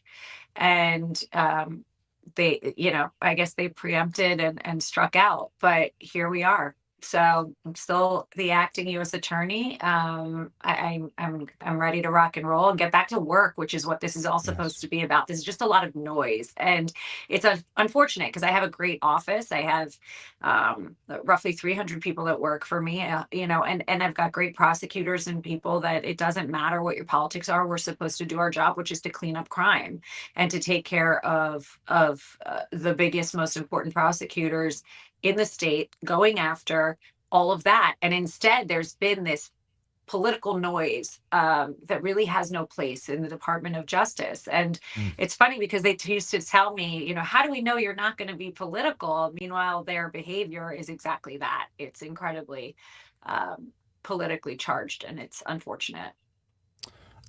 Perhaps you could explain for our audience who was bewildered by this, Alina, how is it possible that rogue district judges would be able to usurp the power of the presidency? We've seen it happening so often, many smackdowns at the Supreme Court, but seems to be a real crisis. Perhaps the only major crisis for the administration has been the usurpation by the judiciary of presidential power. Yeah. To put it in really simple terms, it's a complicated mechanism what's happening. And it's frankly, I think, a broken one. Let's say you're in a state and you become the U.S. attorney, generally speaking. There is a tradition called a blue slip that would be passed so that the nominees, that was me, can get in front of Senate, and then you can vote no or yes. That's your prerogative as a senator. Anybody can do it. But it was tradition, and it is tradition that, you get a blue slip, right? And then you go in front, you put your documents, they question you, they can take rounds asking you things to make sure you're there for the right reasons. And then even if you don't want that person, you can then vote no. What we're seeing is a systemic problem where they're using the blue slip courtesy, it's not a law, as a mechanism to block the appointed U.S. attorneys for the Department of Justice by the president. And that puts those U.S. attorneys in a position where they're kind of stuck and you're in this freeze and you can't get out, and then they'll run the clock on you. And basically what ends up happening is they're attempting to thwart the president's powers. And it's what we saw in unfortunately with the Senate minority leader in my situation was direct instructions on Twitter telling the federal judges, as a senator, as the Senate minority leader, to vote and block me, because once it gets out of the Senate's ownership, the judges, if you're an interim, can vote to keep you. So I stepped down as the interim and released my nomination, and I'm now the acting U.S. attorney. So there was a strategic error made here. Is that correct? By Democrats who wished to usurp presidential power and try and torpedo your nomination. There was a critical error in timing made, where the timing simply didn't work. They hadn't run their calendar correctly, I guess. It seems that there was a timing mistake. Okay. I can't speak about politics, so sure. I'm not. It's not. It's a very basic system. You have 120 days as interim. I stepped down the day before. Okay. Well, we've been a strong ally of everything that you're doing there in the state. You've been clearly delivering. You've even gone on raids yourself. I think one of your first days, you suited up and assisted in the catching of some predators and some gangbangers. Yeah. And I'll continue to, Benny. You know what's funny is I was criticized for it, and people, I see the comments and the nonsense and why is she wearing that and why is she, I have to, because I have so many death threats. So I am not allowed to not wear a bulletproof vest if I'm going into a scenario and watching help, support, and praying is what I do. Actually, I show up at 5 a.m. and I pray with my law enforcement agents, my local, state, federal. I love doing it. And it's frankly exactly what they need. They've had their wings clipped for so long. So I'm a major back the blue person, but I get out there not for anything outside of the fact that I risk my own safety. And obviously I have to listen to the United States Marshals when they tell me that I can only go if you put and frankly that's the same reason that anybody has to do that. It's a safety issue, and we all do it. And then I pray with them, I let them do their job, and they know that I was there in the morning to support them. And I don't, I was criticized, imagine, for supporting our law enforcement.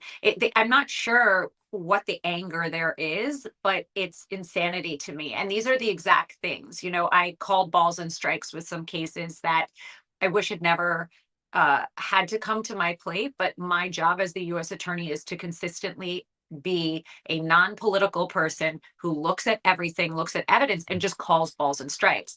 And if that makes somebody upset, I'm sorry, but it will not stop me from doing what I need to do, which is keeping New Jersey safe, making sure law enforcement can do their job, and ensuring that the people in my state, and I have the whole district. So in New Jersey, it's a little different. There's only one U.S. attorney. So for me, we've got 9 million roughly people that it's my responsibility to make sure that if you break the law, you are held accountable for breaking the law. And that doesn't matter who you are. It doesn't matter what you do. I took this job full well knowing that it was a complete shift from what I used to do. And it's been the exact job and dream job that any lawyer could ask for, truly. And I hope I'm making a difference. I know we've, in June alone, we arrested almost 300 violent criminals, and I'm going to continue to do so. And hopefully this nonsense that's happening surrounding what is clearly, in my opinion, a separation of powers issue is going to stop, so that we can get back to the job that everybody wanted to do that ever became a U.S. attorney or a prosecutor. Humbly, Alina, we've been watching what's been going on in New Jersey, and we think we've pinpointed what you did to pluck a nerve. And it was when federal officers were assaulted by a sitting member of Congress and other elected Democrats. You can see it here, clear as day, on the footage that the Department of Homeland Security gave us from a body cam, where New Jersey Representative Congresswoman LaMonica McIver elbows, shoves, punches, and assaults federal officers. And I've told many Republican members of Congress that I would disown you if there was ever footage of you behaving like this towards law enforcement. And that's just a matter of fact. Alex Padilla, also in the Senate, in that body, bum rushing and charging and screaming at Kristi Noem, and then crying on the Senate floor about how he was arrested. Well, this is just what gets you arrested. And it's humiliating, but it's also quite a trend, in fact, to see. Now, you were able to return 3 indictments, is that correct, against Congresswoman McIver? I can't speak about this case because it's open. But yes, it speaks for itself. Yes, there was an indictment. Yeah.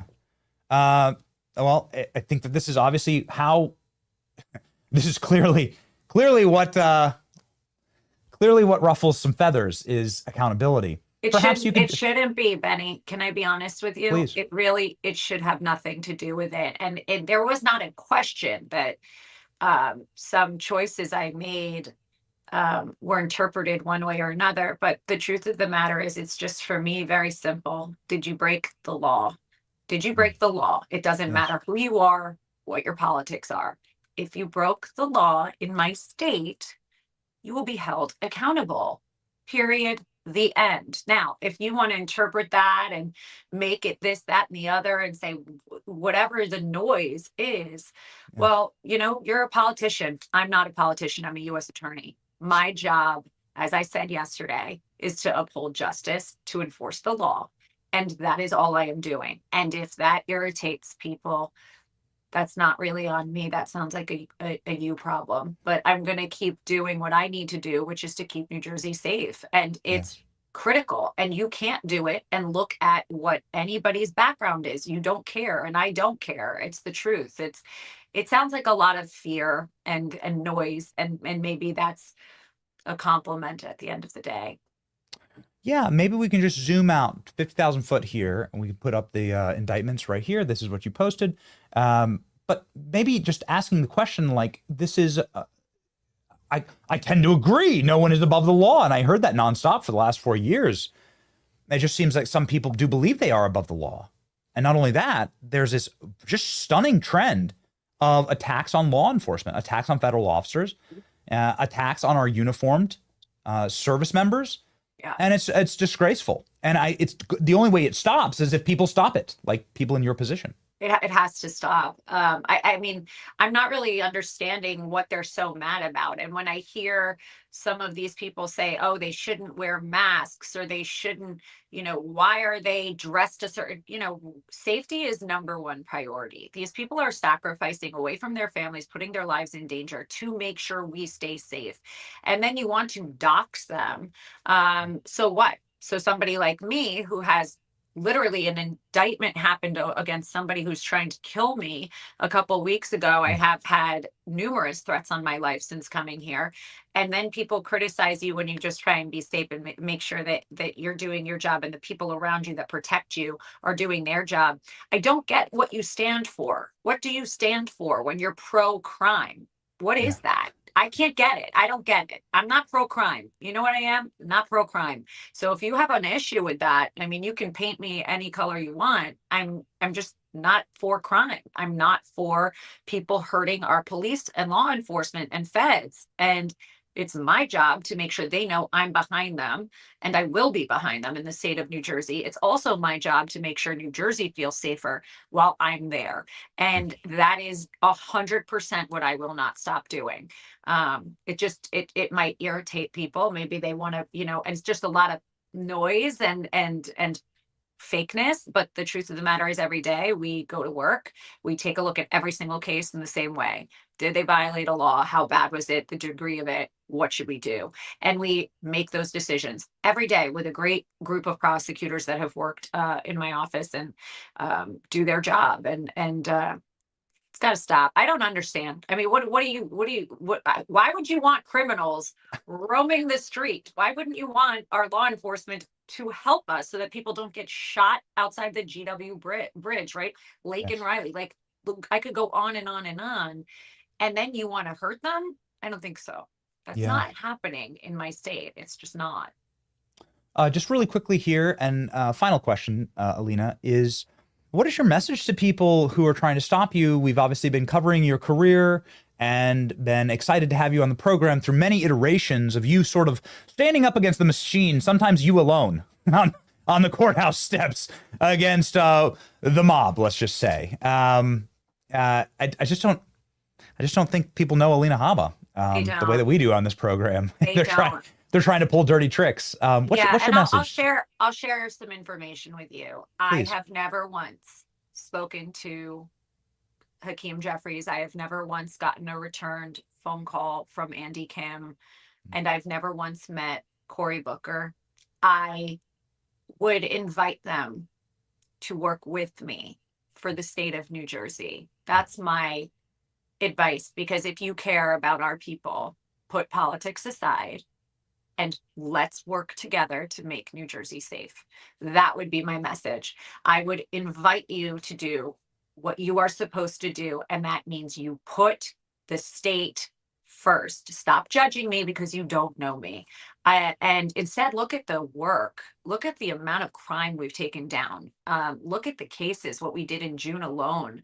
Operation Apex Hammer. Look at some of the things that people are covering, and stop trying to make me an enemy. I am not. I am truly a better friend than they would think if we work together. I mean, the president always said this.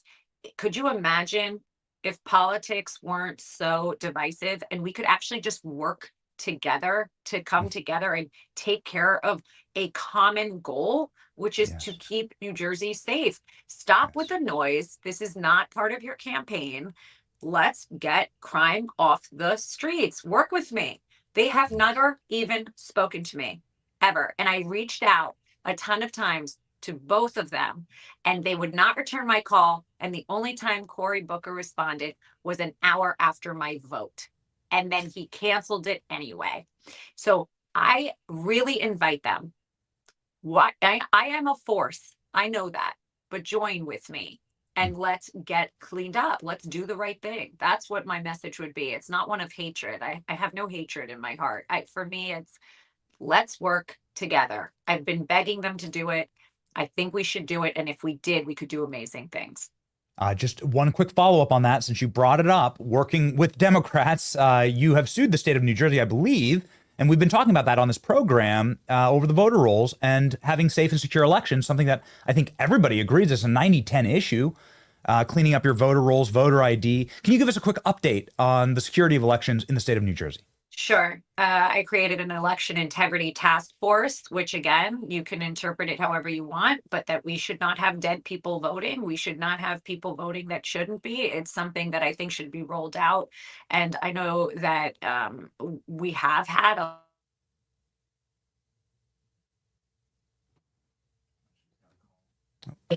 back in action and get them working on election integrity, which means that people that are supposed to vote, people that aren't, don't. We don't have dead people voting, so that we can clean up. And it's really something we should have in this country, generally speaking. I think it's very important.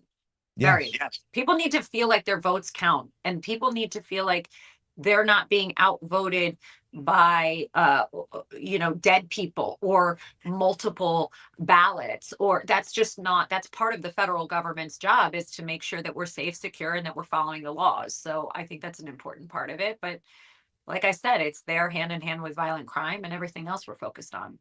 It's so refreshing to hear. Godspeed, U.S. Attorney Alina Haba for the state of New Jersey. Congratulations, everybody. Go follow here. She's got 100,000 followers here on her official account there. And you're doing God's work, Alina. We're so proud of you. Way to go defeat the machine again. Thank you. Thank you.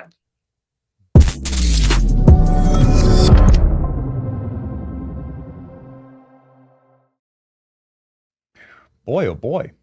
What a fascinating What a fascinating series of unique guests today.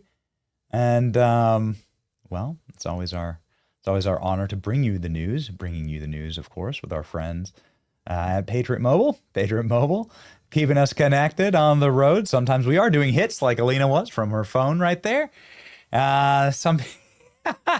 And that's just what happened. She did have, I think she maybe perhaps had a call and it went on mute for a second. Some of our commenters saying, yeah, I'd watch her on mute. Okay. There you go. You pop it, just pop it up. I mean, why not? Just good for you. Good for you. That's right. Good for you. I'd watch her on mute. You know what? Alina Haba is one of those individuals who's been such a friend of the program and has been able to pop on the show and deliver for us and for the president in so many capacities. I know she obviously can't be political in her role, but we don't have any such restrictions, ladies and gentlemen. She's always been fighting, and she's been joining our show from all around the world. I mean, she's like whether it's Georgia, Manhattan, New York, D.C., she'll be out there giving this defense of President Trump. Sometimes it's just her alone on the steps of the court in the darkest days. Her speaking on behalf of President Trump. And then she'd hop on, whether it's in the back of a car or wherever, in an apartment, and she'd tell this audience what happened. She's always cared about you. And ladies and gentlemen, she's always been able to connect with us, even when we're on the road. We're using Patriot Mobile as the backbone of that connection, the backbone of how we deliver information to you. They're available on all 3 major networks. They're the only Christian conservative wireless provider. And ladies and gentlemen, you should make the switch today. They support faith, family, freedom, our veterans, our Second Amendment rights. And ladies and gentlemen, they're 100% U.S.-based customer service team can get you activated in minutes. Right now, go to patriotmobile.com/Benny. Call 972-PATRIOT for a free month of service with the promo code Benny. Make the switch today. Defend freedom with every call or text you make. patriotmobile.com/Benny. Call 972-PATRIOT. So we played this clip just ever so slightly at the beginning of the show. It happened to be a mislabeled clip, but it was about how the Biden chief of staff is cooperating with the House about the cover-up of Joe Biden. This is unique. I don't know if I believe it, but let's see the reporting here. It's Ron Klain. He tells the House that Joe Biden was deemed not politically viable by Hillary Clinton. All right, here we go. Well, a source says former Biden Chief of Staff Ron Klain even testified that by last year, Hillary Clinton and National Security Advisor Jake Sullivan told him they were concerned about Joe Biden's chances in the presidential election, that he may not have been politically viable. That's according to a source familiar with Klain's voluntary interview, who also said Sullivan told Klain that Biden was less effective in 2024 compared to 22. A spokesperson for Sullivan says he never spoke with Klain about Biden running again before the debate, and also disputed the account of Klain's testimony before the committee.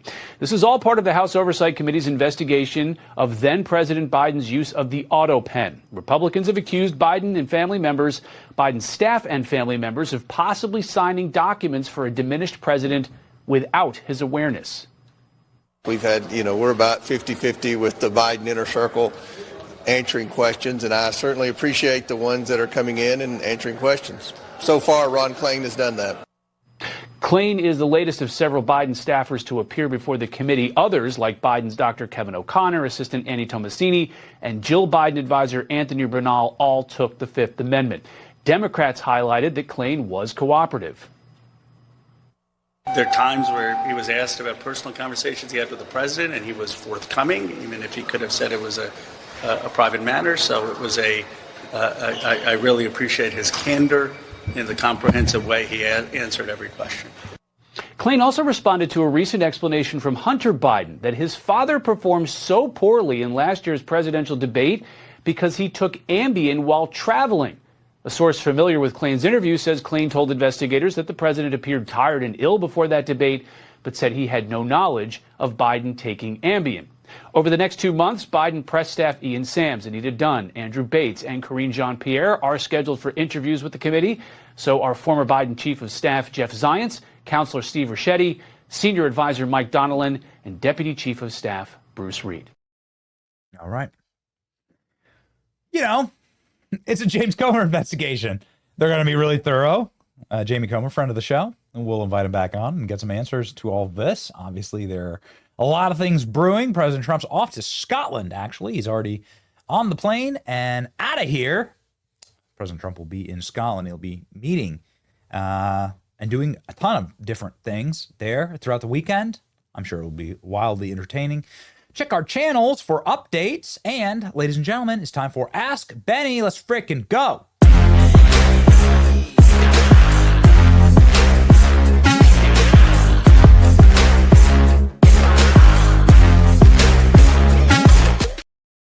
All right, ladies and gentlemen. Timothy Zenner. Timothy Zenner. Would you be in support of deporting the illegals, including criminals, like Omar Garcia, going through Alligator Alcatraz? Yeah, Kilmar Garcia. Yes, but yes, of course. Listen, Alligator Alcatraz is a marketing scheme. It's meant to be a deterrence. That's the point. You don't want to be there. It's worse than where you came from. No matter where you are, it's worse. You don't want to be there. You don't want to be banned from ever coming back to America. So yes, that's the point. The point of it is, like, do you understand? By everybody talking more about Alligator Alcatraz, they're doing the work for us. So please keep talking about Alligator Alcatraz. It's why we do. It's supposed to be deterrence that helps you self-deport, and that's why it's on an airport runway. Actually, we tried to fly in there. It's on an airport runway. Okay, and the first thing they tell you is you can self-deport. In fact, I think the American taxpayer will pay you to self-deport. Good. John Stetton asking, do you think it's possible for a DC grand jury to actually indict Democrat, especially Barack Obama, Hillary Clinton? 0% chance. But it's why you can get very creative in where you bring these charges and in where is their standing. It's probably why Barack Obama kept a mansion in DC, actually, when you think about it. Why did Barack Obama keep his DC mansion? So that any crimes that he committed there would have to be charged in DC, where he knows that he could rig the jury pool, right? Yeah. Can you interview Kevin Spacey? Juice Griffin. Yeah, of course we can. Yes, absolutely. By the way, I don't mean to be a doomer on the Obama question. You can district shop, and they do this all the time. You know, it'd be very easy to argue that the Russiagate scam hurt President Trump in a district in Florida where he lives, that it was violative to Donald Trump in Florida, since the entire world in a digital age was able to consume this hoax, that it destroyed President Trump in his domicile in Florida. And so then bring it in Florida. I mean, you can get creative on things like this. I'm no lawyer or attorney, but plenty of them come on and talk about it. Where you bring the charges is critical, ladies and gentlemen. Can you interview Kevin Spacey? Yeah, absolutely. Totally. I would love to. Maybe that's the next thing we're going to reach out for. You told us to go to do a deep dive on Jasmine Crockett. Know that that is in process right now and will probably be executed next week. So that's going to be really fun. Go do the deep dive on Jasmine Crockett. If we're off a couple days next week, you know where we're at. All right. We listen to the chat. We listen to you. We want to be the premier show that is locked in with our audience. And we just cannot tell you enough, especially a week like this week that has been wildly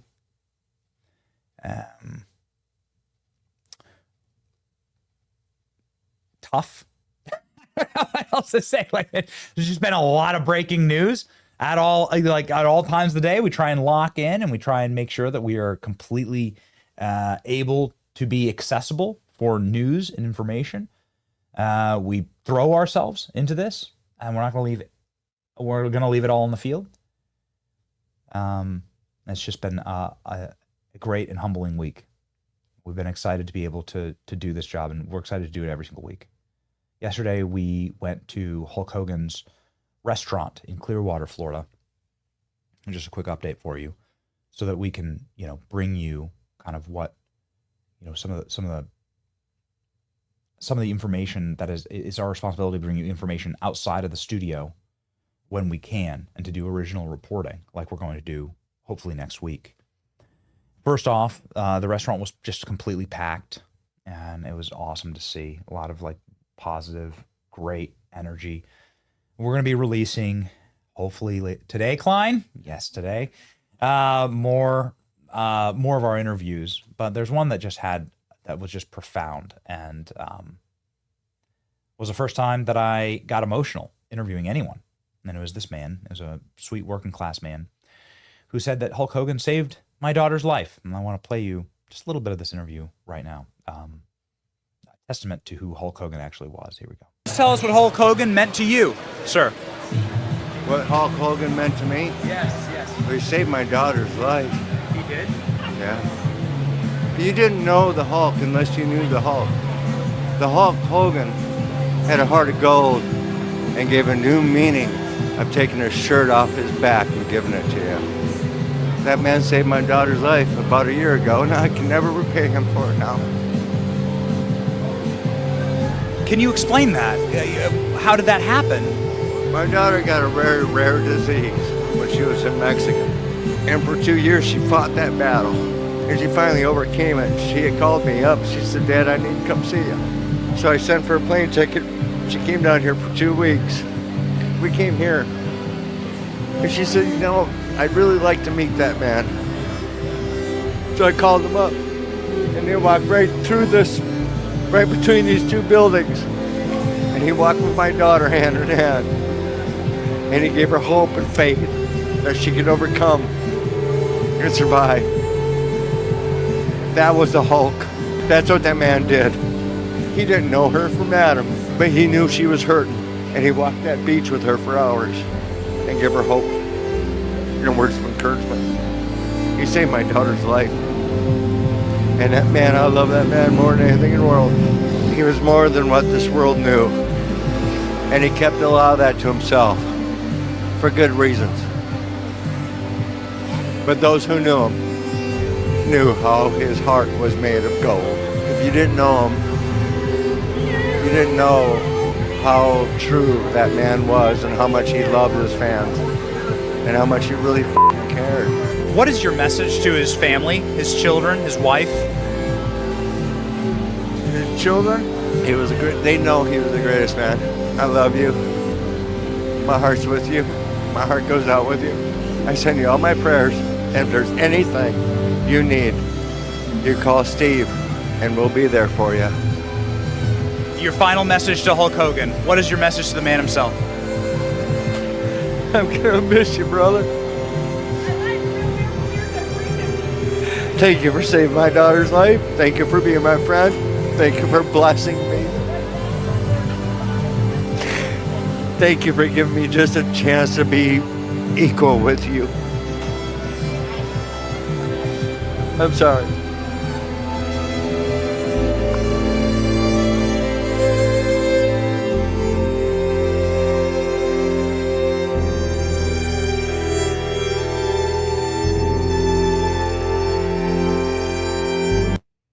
There's a lot of celebrities, a lot of people that have lived famous lives. You really can tell what kind of life you lived by what people say about you after you're gone. And that's actually the greatest testament. And that man really summed up who Hulk Hogan was. A heart of gold. And it was that clip's now since gone viral. It's our honor to bring that man's story to people's lives. We've gotten an enormous amount of outreach from people now emailing us saying that they have another Hulk Hogan story. I have hundreds of them in my email inbox right now of people with their own Hulk Hogan stories. What a humble servant he was to his fans and to regular Americans. Some of them are working class, some of them are struggling. Stories about Hulk Hogan paying people's bills, giving people the shirt literally off his back. What a great man. It was our honor to celebrate him, and probably a great note to send everyone off into the weekend to live a life like that man. the real American, a great American, somebody who served his country and was unashamed of how powerful and how great this place was. In fact, he embodied it. It's really neat to go out there today. We'll have more to come from those interviews. They were really neat, really cool. John 8:32. And you shall know the truth, and the truth shall make you free. Ladies and gentlemen, we know the truth in this program. It makes us strong. We march together, and in the end, we win. It's your boy Benny. Thanks for joining us this week. Have a great weekend, and this is the greatest country on earth. See ya. Do you know who I saw? Jeffrey Epstein and Ghislaine Maxwell. Jeffrey. He shoved my face up against this glass. Cigarettes, and razor blades, and sex. He was terrified. It makes sense that they would have haunted me because it's all true. But of course, nobody believes it. And nobody ever will. Because that's how good we are at making things disappear.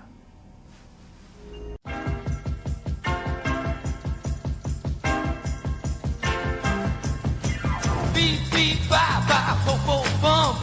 Looking mighty now, here she comes. Devil with the blue dress on. She's the devil with the blue dress on. Lord have mercy. Not too skinny, she's not too fat. She's a real humdinger and I like her like that.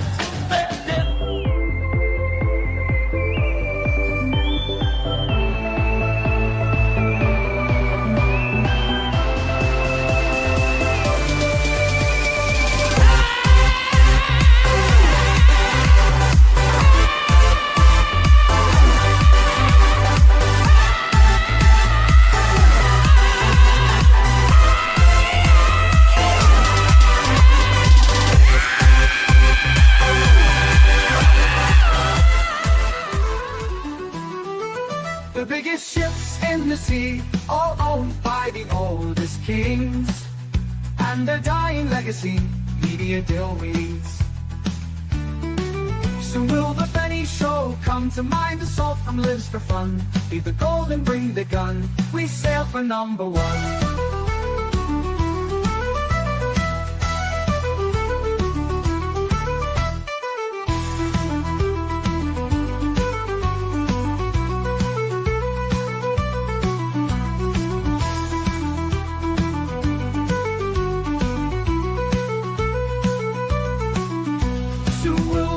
Show come to mind, the salt from lives for fun. Leave the gold and bring the gun, we sail for #1. The biggest ships in the sea, all owned by the oldest kings.